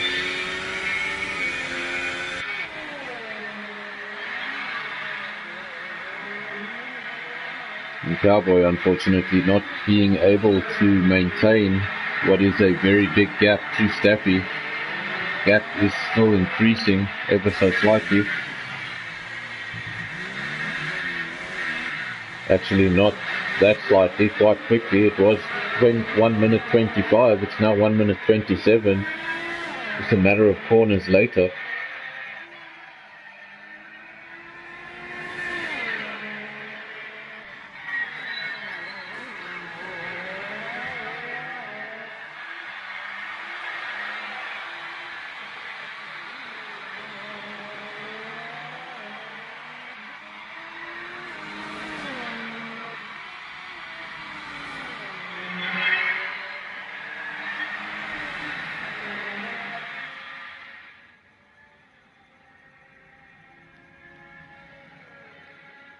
Nice helicopter shot now of the AMG Mercedes-Benz, driven by Springbok Gamer, currently in third. 6.6 seconds ahead adrift, my apologies, adrift of Cowboy. So he's lost a lot of ground. One stage was challenging Cowboy for the position, just a matter of tenths between them. And now, like I say, up to 7 seconds now. The gap continuing to grow. Not able to see any damage on the Mercedes.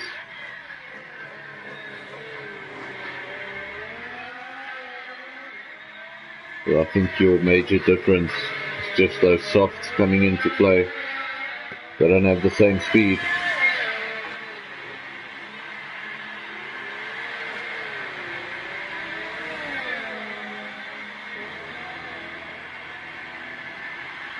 Cowboy also on a set of softs. But obviously Springbok game is 14 laps versus Cowboy 6 laps. A much fresher rubber.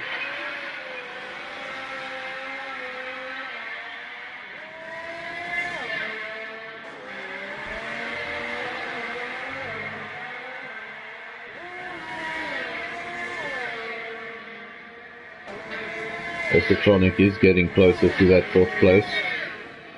It was a minute, now it's 50 seconds. Taking time out of the Force India quickly.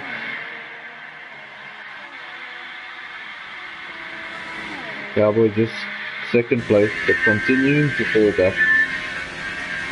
Staffy's still pushing, still extending that lead.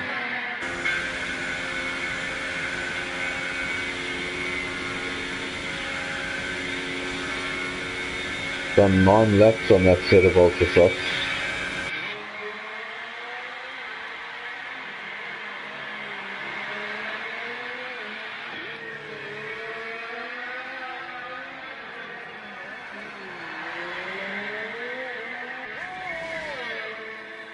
Seems like we're doing a little bit better than Tier 1, but only just.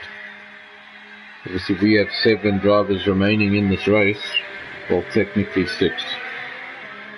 Because Ronald is ghosting around the circuit, while over in Tier 1, apparently just the 5 drivers remain. So that just goes to prove that Baku is a very challenging circuit. Hopefully it's the challenge of Baku and not the internet connections. But I'm sure we'll hear all about that later.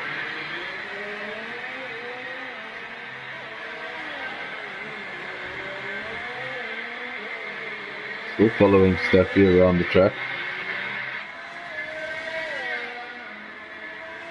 Having a fantastic race so far, having a really clean race, really quick.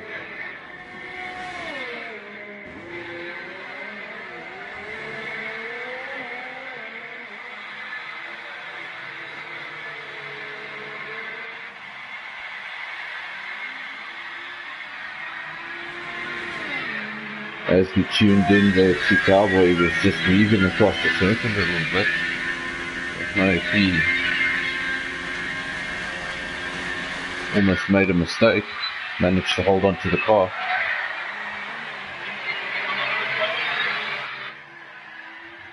Let's go 1 position back to 3rd place and have a look at, we've missed that.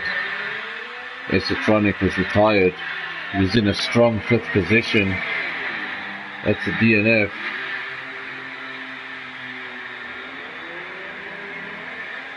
And he becomes the first victim of the castle section.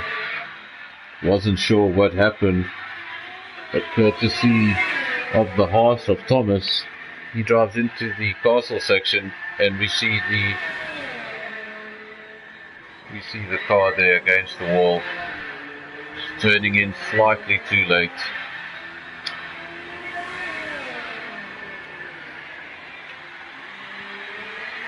And that means we're down to 5 runners.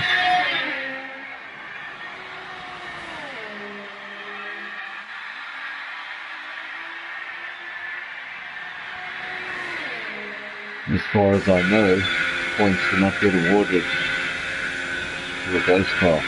So that Ronald's not going to get any points, and if things stay the same, Staffy's going to be able to close that 42 gap, that 42 seconds by only 5 points. Really bring the championship back into play.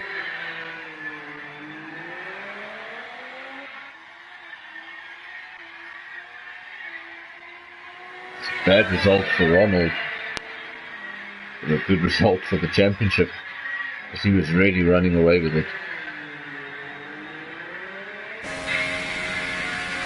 Right now with the judge, still going around in the Williams.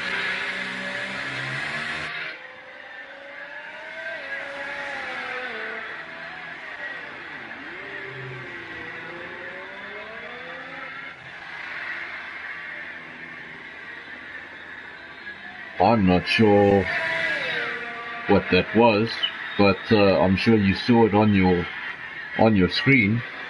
The safety car was parked on the side of the track in Sector 1. That is very strange. Just keep an eye on Sector 1, see if it's still there on the next lap.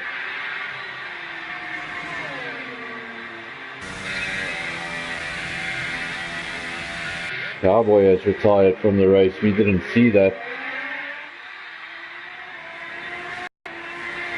Don't know what happened there, but he was in a strong position.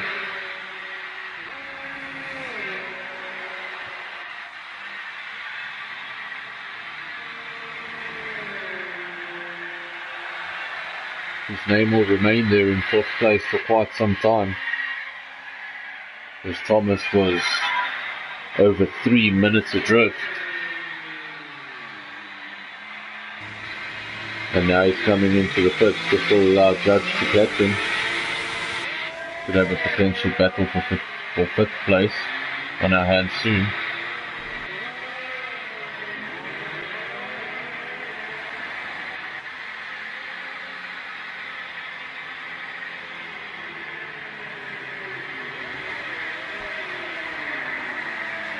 Obviously the safety car, I didn't notice that the safety car came out. Didn't really get any notification, but now we see the safety car is out. This is going to close the gap up a little bit. A gap between 1st and 2nd of 2 minutes. 2 minutes 20. So maybe we needed the safety car just to mix things up. 20 laps to go. This could close the field up a little bit and give us a sprint race for 20 laps.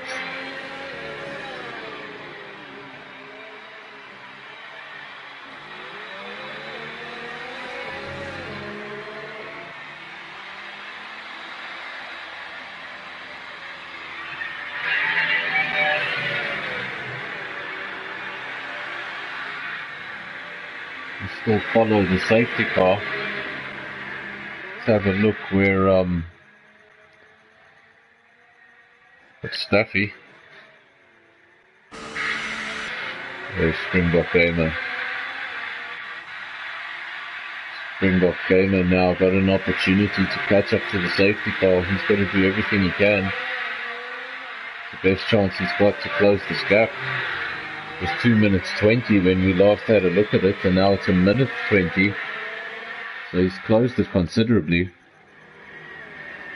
Let's just have a look if the safety car is still out there. It's still out there. How much longer is it going to be out there?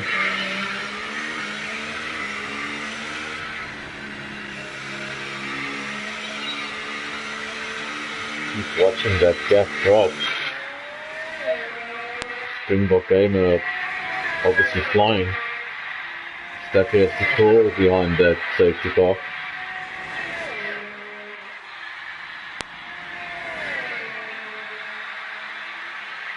And now 59 seconds, the gap drops below a minute. It's 2 minutes 20.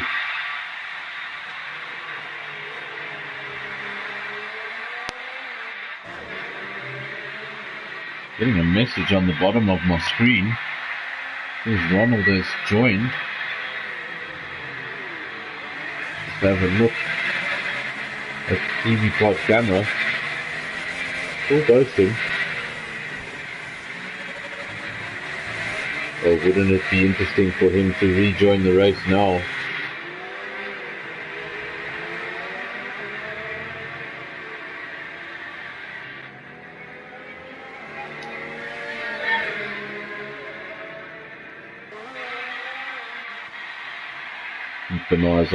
Keeping our eyes on the Smurf. 34 seconds now, the gap. The safety car has played right into Springbok Gamer's hands. It's really quick in the race in the opening laps, and then had drama followed by more drama, and now finds himself in second. just 24 seconds from the leader.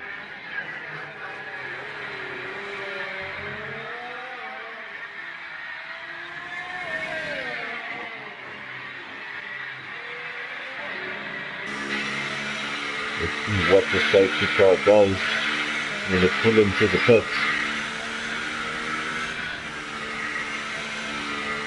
Not coming into the pit, safety car stays out for another lap.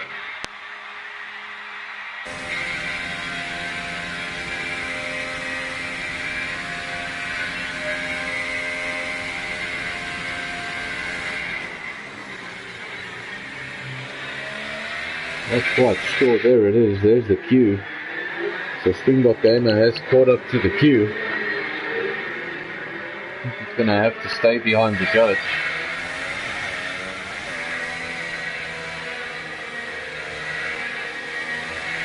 But he'll be second on the track, or second in position.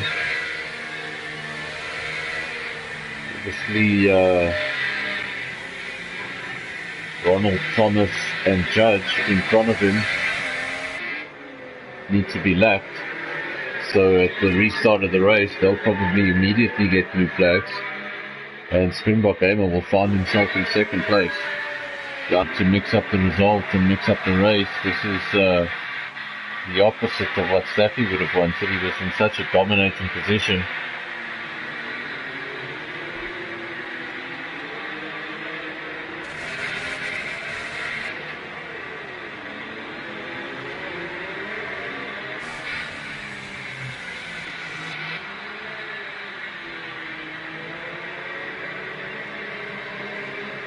Staffy really getting close to that safety car.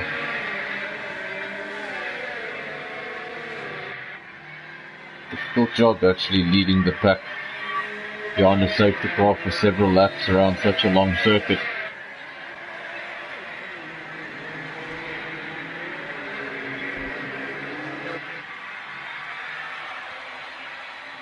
And to top it all off, you've got to remember that at the restart you've got to take it easy. Those tyres have cooled down. Just got the message that safety car will be in this lap. Staffy can start preparations for his restart. Going to try and back the cars up. What is his plan here with the restart?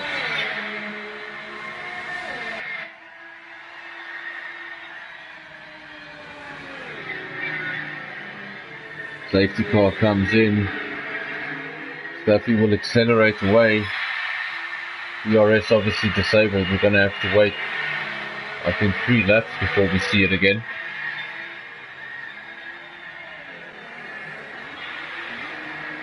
Let's have a look at Springbok Gamer. We want to get past these cars.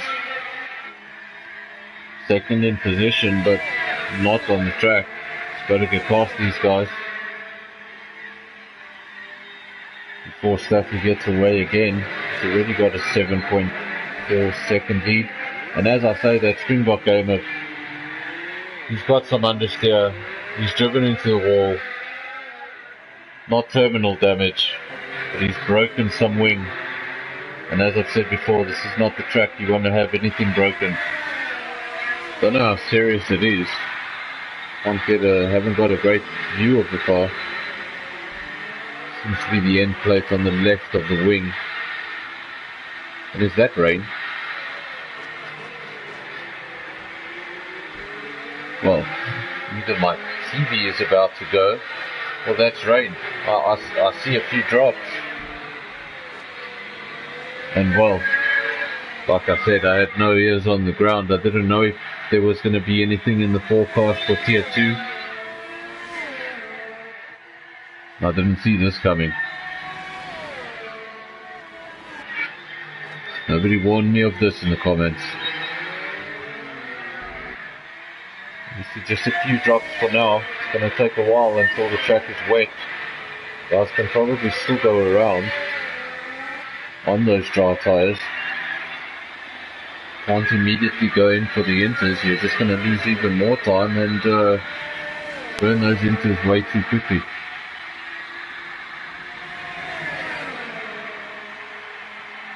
Now this opens up a whole lot of questions. Are they going to go on to inters and finish on inters? Is it going to get more wet? Are they going to need the blue tyres? Or is it going to finish in the dry? Don't know what this race has in store for us now.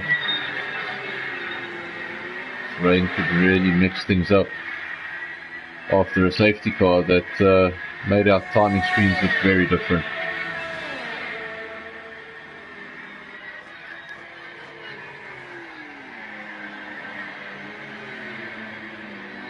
Springbok Gamer running wide. At the same corner he ran wide on the last lap and got the damage. This time he doesn't get damage. Jumps on the brakes soon enough. Obviously just having some issues with that corner.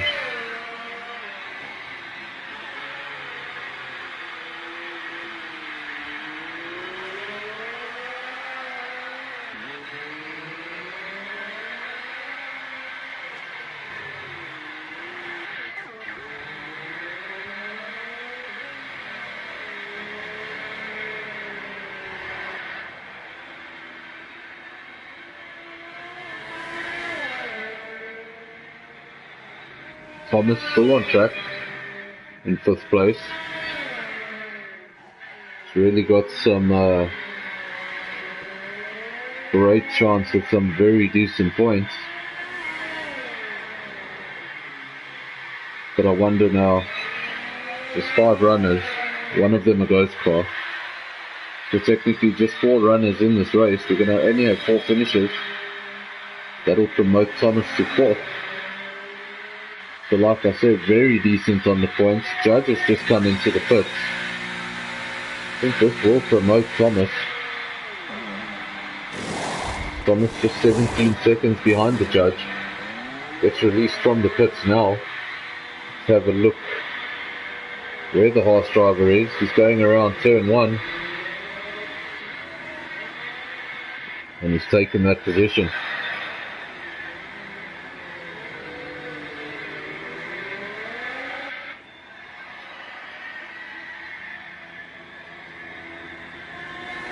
Remember, the ghost car will not get points. So as it stands, Thomas is technically in 3rd place. And a potential podium also for the judge. And Thomas has gone off, he's run wide. Obviously just having the judge all over his mirrors. Maybe that got him. Maybe the track just now starting to show symptoms of the rain. Does appear to be, look at that, just having issues there exiting the corner.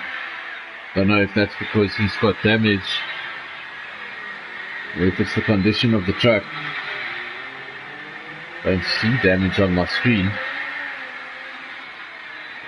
Just going around really carefully. Got our top 4 already on inters, so the only man still on dry tyres is Thomas. Made the mistake of staying out too late, and he's really gonna have to nurse that car back to the pits if he wants to pick up his allocation of points today.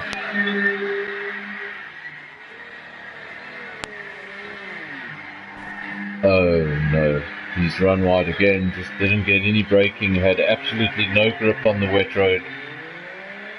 Luckily not terminal damage, you can keep going. But this lap is just going to become a lot harder now. Missing an end plate. He's on ultra soft. And the condition of this track, it's not really a good one. Seems like Staffy picked up a lot of time in that intermediate switch because he's 44 seconds ahead now. Springbok Gamer will still hold on for a second. And then obviously means the judge is currently 3rd. 20 seconds away from that ghost car. I hope he can catch it so that he can have a legit third place and be on the podium. Be a fantastic result.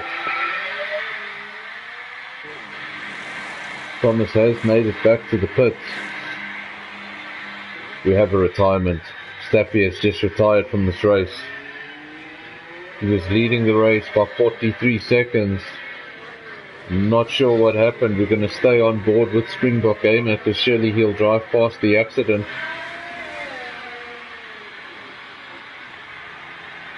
Going to keep my eyes on the comments and on the WhatsApp group.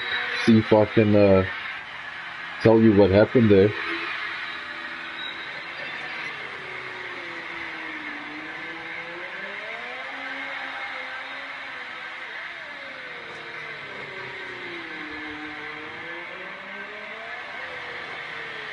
Unfortunately, we didn't see, or at least I didn't see, the stricken car of Staffy.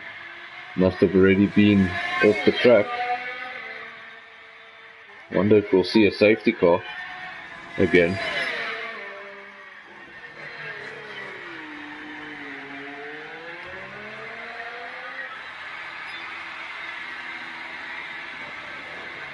Springbok Gamer has now inherited the lead of this race.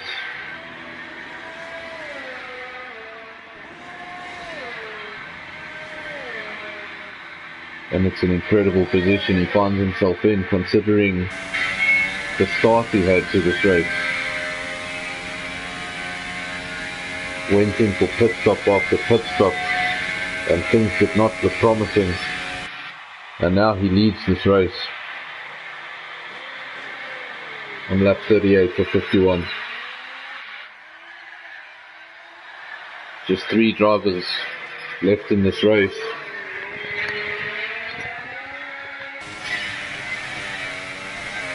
May appear slightly different on your timing screens at home, but the actual leaderboard reads Springbok Gamer, followed by the judge, followed by Thomas. Just the 3 drivers remaining.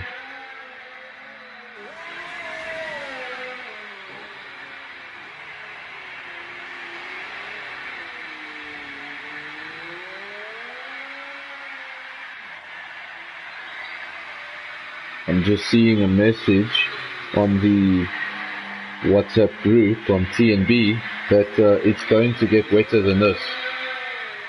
So conditions will continue to get worse, and we may have to see the blue wall tyre.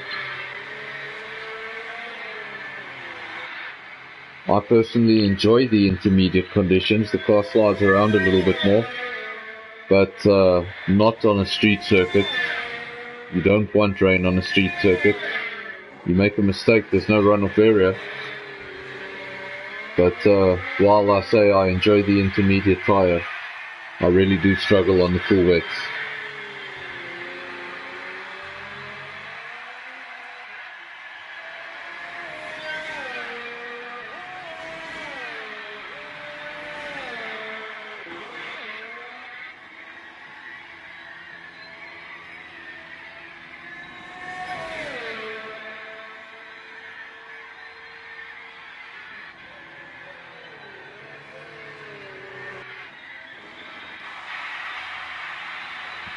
Springbok Gamer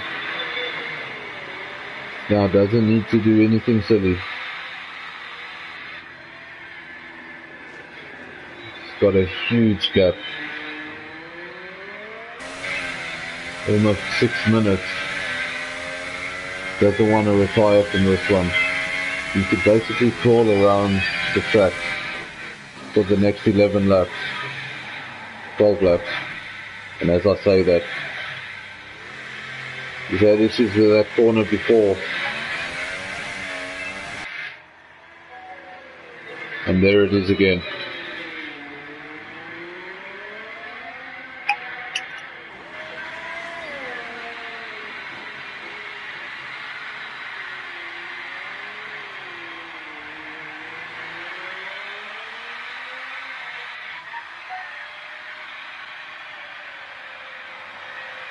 Unfortunately, it's a bit quiet up here in the commentary box, not a lot of action on screen. We've got huge gaps, and we've got guys that just want to get to the end. They just want to complete the remaining laps and get to the end. But if these conditions do worsen, quite a worrying statistic that we only have 3 drivers left in this race with conditions that could get worse.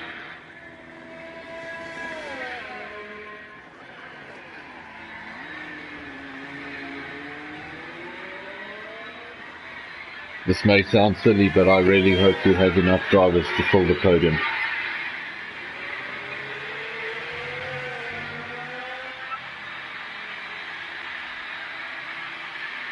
Just staying with Springbok Gamer.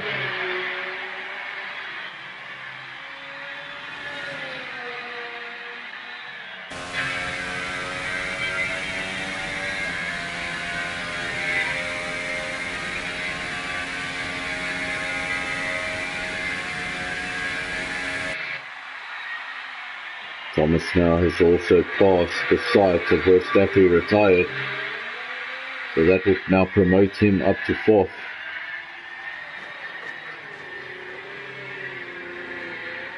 And your top 3 remain the same.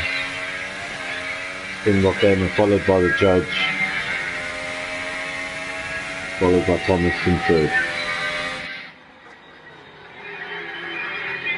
And no offense to anyone on track, doing a fantastic job, but definitely not a podium I would have predicted.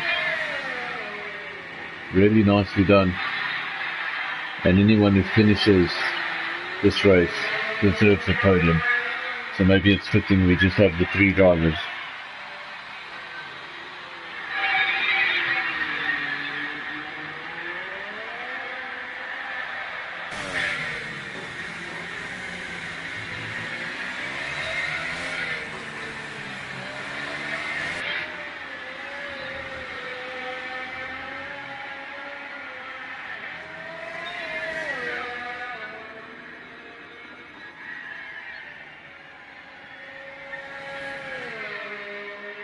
While we're having a quiet race on this side, let's see if RZDB 2000 is still on circuit. Haven't heard from him in some time. When you have a chance, when you're on the straight,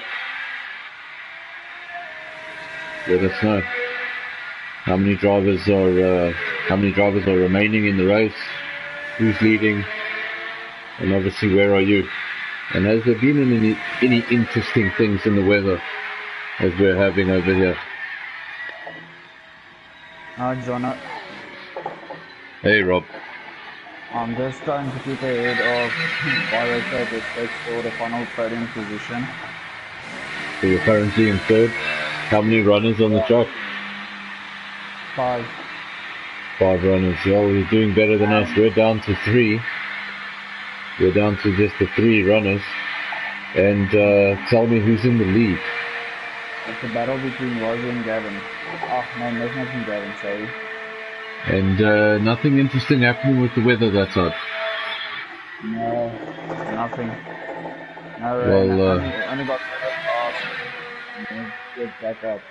Well, you've driven your whole race with one ear in the commentary box, so I don't need to tell you what's happened over here. You've heard it all. Just 3 runners, and now we're in intermediate conditions with the possibility of conditions getting even worse. And conditions getting worse with just 3 drivers on track doesn't sound like a good prospect. I'm going to let you get back to it. Best of luck. How many laps do you have left on your side, by the way? Lap 43 of 51. 43. Well, we're on lap 41. So obviously we started ahead of you, but we've fallen behind because of the rain. So we'll probably finish a few minutes after you guys. Let me know when you guys are done. If I don't unmute myself, because I'm just going to lose a lot of time if I unmute myself. Rain still Okay, coming down. Rain still coming down. Looking down from the helicopter shot, can see the drops falling. Track is very wet. Now you've got to wonder, what will the conditions do? Will the rain let up? Will it just continue the same, or will it get worse? And I think that would be the worst case scenario. I don't think any of the three drivers on track wanted to get worse. Follow the judge. He is on the wets. I may have missed that while I was talking to RZDV. It's only Judge that's out on the wets. The other two drivers still on the intermediates. I wonder if it's the right time for wets. We'll soon find out. If the other drivers copy, you can see the drop in times. Ronald obviously set the fastest lap of the race much earlier on when he was still here and the track was still dry. He set a 1:44.1, and some of the guys now lapping in the 150s. So this rain really having an effect on the pace. And unfortunately, it's just going to stretch the race a little bit. I'm probably going to finish a few minutes later than anticipated. But 9 laps to go in the final stretch. Judge cuts the corner there. He's going to get a 5-second stop-go penalty for cutting the corner. As I understand it, he'll get a 5-second penalty in the pits. So next time he goes into the pits, the mechanics will not be able to touch the car for 5 seconds. But if he doesn't pit again, then I believe he will lose 5 seconds. He's coming into the pits. I wonder if those wet tires are not working. Let's see what he does. Is it going to be another set of wets? Does he have damage?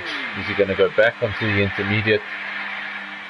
There's the 5-second stop-go penalty. Mechanics can't touch the car. And there they go. I think I saw some green there. I did.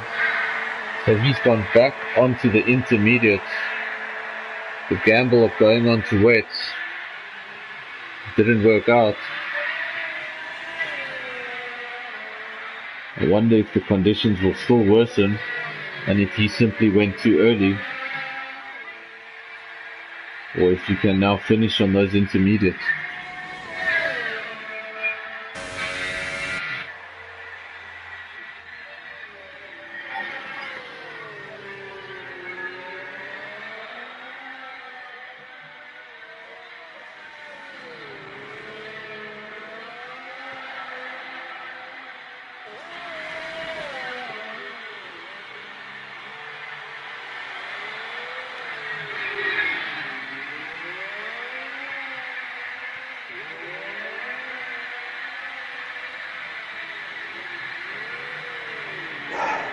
I'm out on it.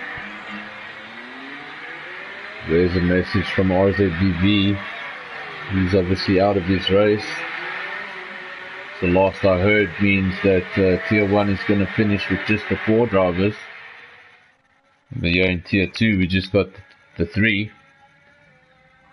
And the ghost of the Force India, believe it or not, is still in second place. So a lot of guys making mistakes all around the Force India that's actually going incredibly slow, but has been able to maintain that position simply because it's kept the car on circuit.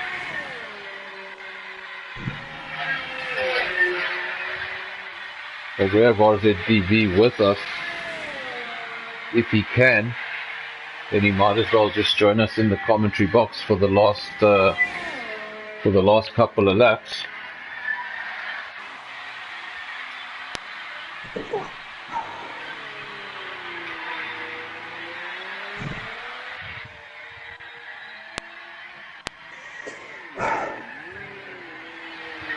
Let me know when you're.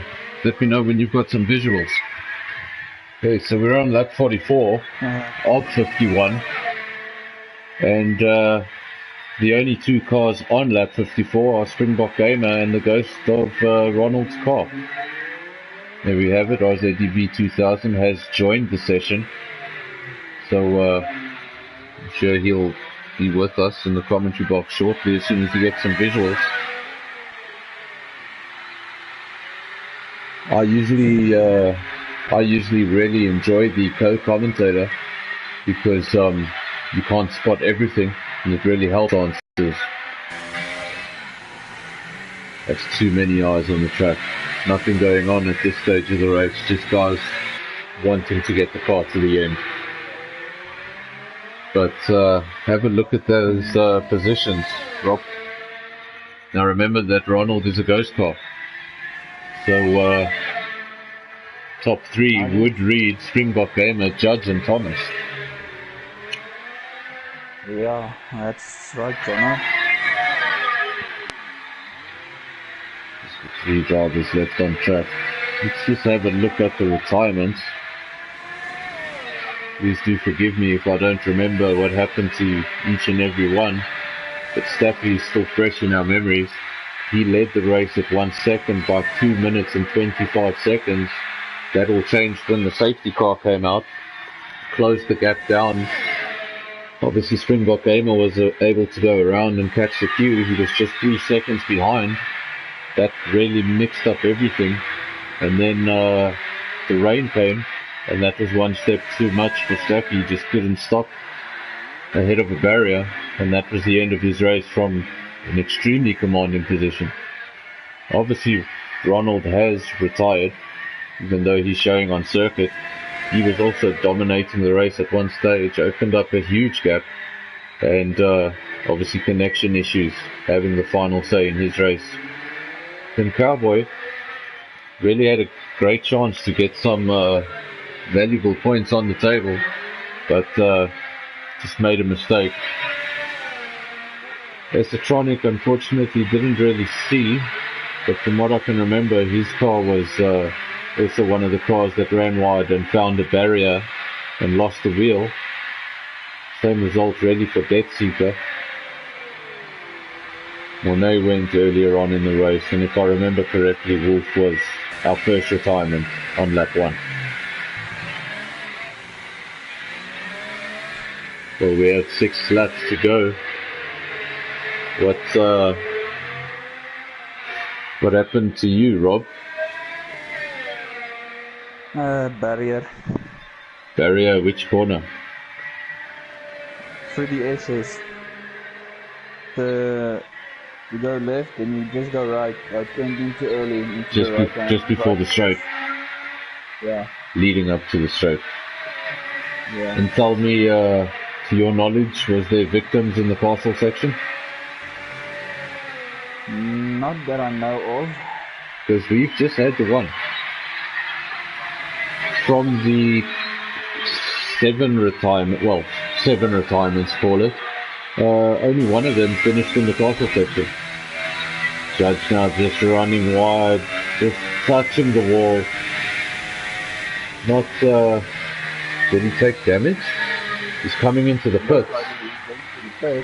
Diving into the pits. Unfortunately, I can't see the left-hand side of his wing because of the halo. There's no wing. And he's going for wet. He's going back onto the wet tyre. So he's definitely struggling out there. He was on the inters, wasn't comfortable, came in, put a set of wets on. I think he did a lap or 2 on those wets, came in, put the inters back, and now he's back on the blues. So he's not having fun in the rain and just desperately wants to get to the end of this race. It's yellow flag in sector 2. Obviously, if it is conditions for full wets, the other 2 cars can stop and put on full wets. They're not going to lose any track position. So no point in risking it to the end. you feel the conditions are too much for you, come in and put those wets. But obviously if it's not wet enough, those tyres can be a handful. And I can tell you that Force India... Judge misses his, sorry about that, Judge misses his braking point. Luckily there was an escape road, didn't get any damage, but I don't know, does he need to get the tyres up to temperature? Are they not the right tyre? There is a lot of standing water. And Springbok Gamer is coming to the pit. Like I said, if it's too wet, there's nothing to lose. You might as well come in. Got a huge gap.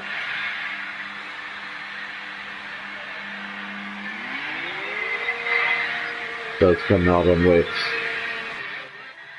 And now the only man left out on circuit, even the ghost car of the ghost of the Force India has come in and put on a set of wets.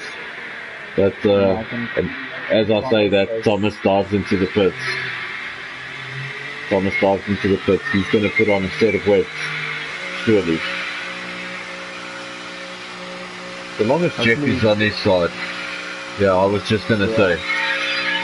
I've been in situations like this and they put the same tyre on. And it's the blue tyres. It's the blue. And he's changing a ring. Doesn't really matter, lengthy pit stop at this stage of the race. Do whatever you can to make that car as comfortable as you can for the next 3 laps. Coming out of the pits really slowly. Nicely done there. Let's Judge through. Took it easy on the pit exit, didn't really know how the tyres would respond. And let's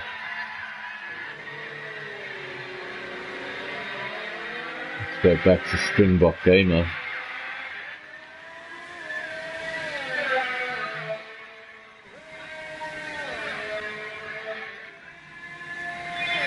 I want to talk, but at the same time I'm too scared to talk. I want to comment on these guys and what a performance they put in.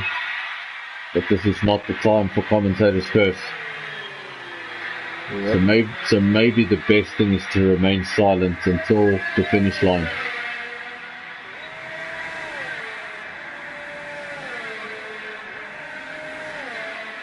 Just as a fun fact, back in the early 90s, Nigel Mansell, British driver who won the championship in 1992, I think it was in 91 or 1990, he was leading the race by quite some margin, and on the final lap began waving to the crowd. He lost control of the car, went into the gravel, couldn't rejoin the track, and lost the race. So I don't like talking about results before they're done. It can end badly at the worst times. Especially if someone's listening to the stream and you're talking about them constantly. And especially in the rain as well.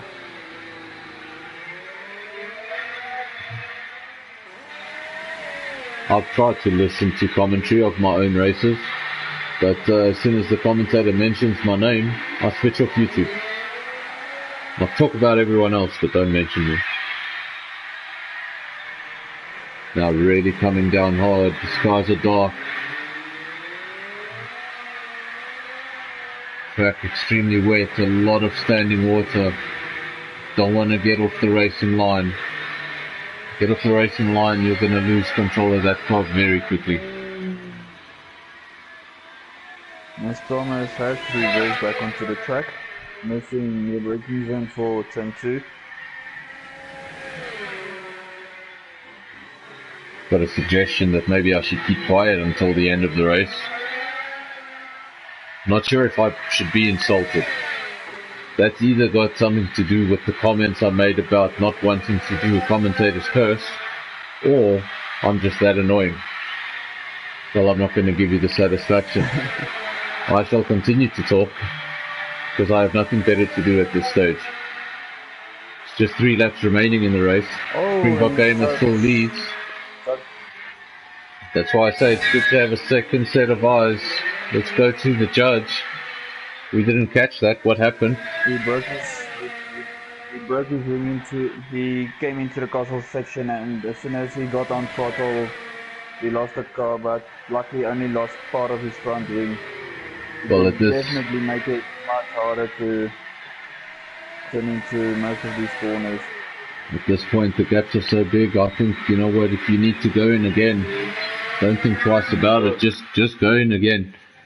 You need that car to be as drivable as possible, because these conditions are not what you would want at the end of such a long race.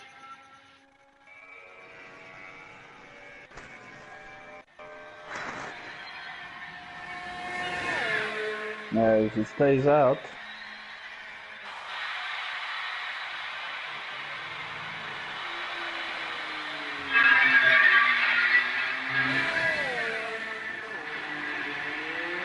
that 49 off 51, just 2 laps remaining in this race.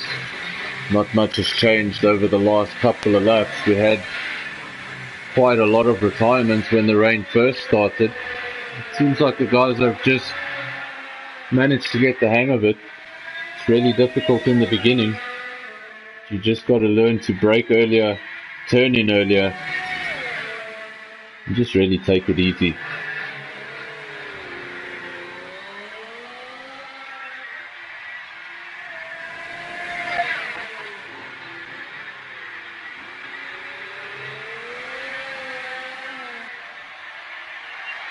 Can't imagine how the drivers are feeling.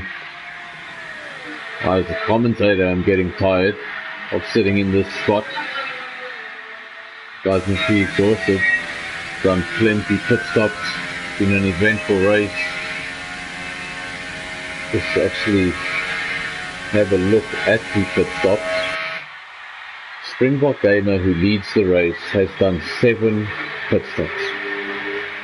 The judge in second has done 9. So, wow. Another pit stop, and I think it's the first time I'd ever see double-figure pit stops.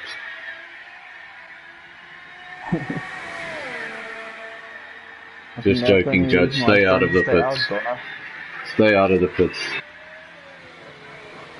So now you have to be extra careful going through these S's with minimal front wing on.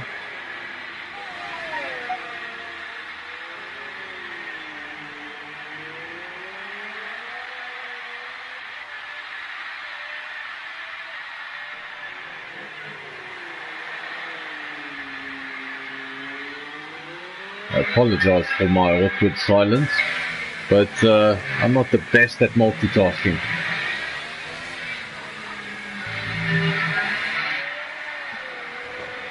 Just Murph going around the track, taking it easy, holding it together.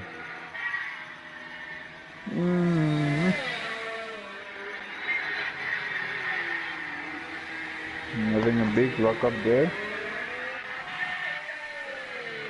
Right along with the judge. Yeah, he's going about it. Obviously, as I understand it, he's a lap behind. So he won't see 51 laps on his screen.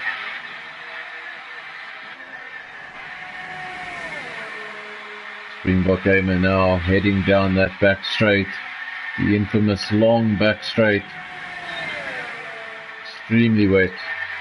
Going to go over the line now to start the final lap. It's been an extremely long race.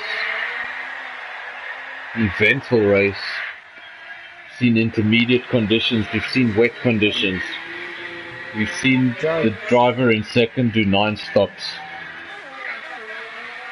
Jackson loses his car coming out of the castle section. Any visible damage? No front wing. Again losing that front wing, but Springbok Gamer has started his final lap. Ooh. Really battling there to make the left-hander. That car can't feel good. conditions are difficult enough when the car is in perfect condition.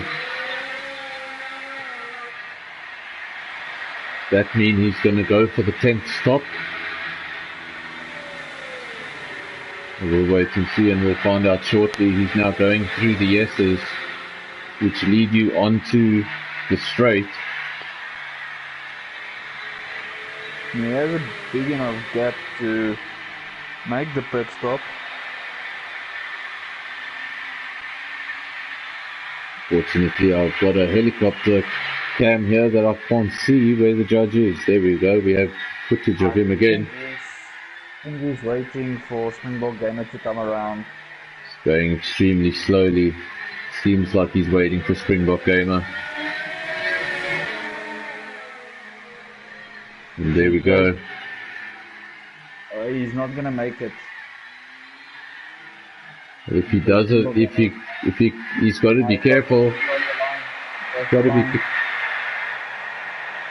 Did Springbok Gamer cross the line? No. I was going to say he has to be careful, because now if Springbok Gamer does not cross the line, he's going to have to do an entire lap with the damaged wing. And if he stops on track, he could get disqualified at this late stage of the race. So maybe he should have just dived into the pit.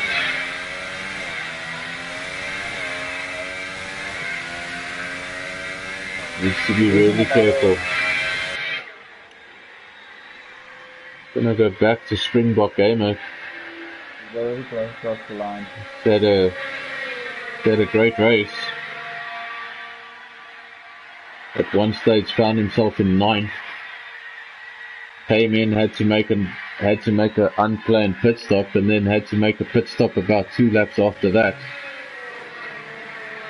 Things did not look good. He's got a great victory. He's got 25 points. Oh, Thomas is in the wall at the car section. Luckily, I see the car is moving.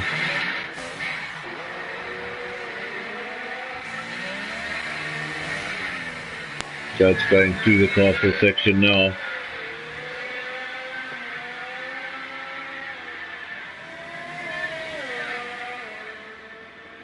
He's got over a lap worth of gap. Oh, and more damage. That's the end of Judge. He's retired from the session on the final lap. I think he will get... And I don't know what to say. I don't know what to say about that. I don't know if you get points. You finished more than 90% of the race, so you should get points. Don't really know how that works, but I'm sure we'll get clarity on it later, but that's very unfortunate. But that, as far as I know, on circuit, is that a 2nd place for Thomas? I'm not sure. He's a lap down, so... More than a lap down, so I'm not completely sure how it's gonna go. So that's the end of the race. And what a race it was.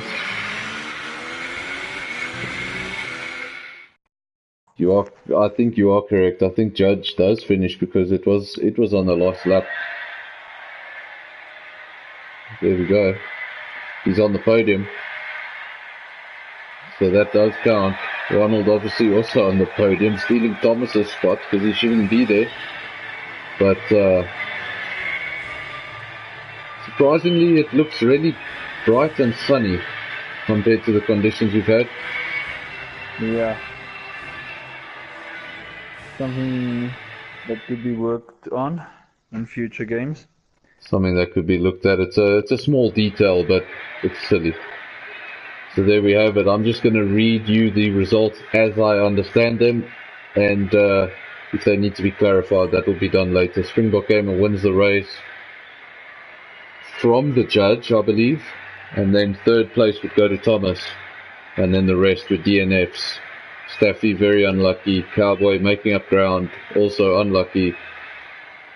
Esotronic earlier on in the race, Death Seeker, Mornay, and then obviously Wolf very, very early on. Not sure how the points will be allocated. but I'm sure T2 results will be out sometime tomorrow morning, and then we'll get further clarity on that. But everybody who watched the stream, thank you very much for listening to me for all this time, and I'll be back with you next Friday for Catalunya, and hopefully it won't be as eventful as this one. Congratulations to everyone who finished the race, and thanks for everyone who watched and everyone who will watch this later. Thanks, Rob. Thanks, Jono. Thanks, guys. Cheers. Cheers.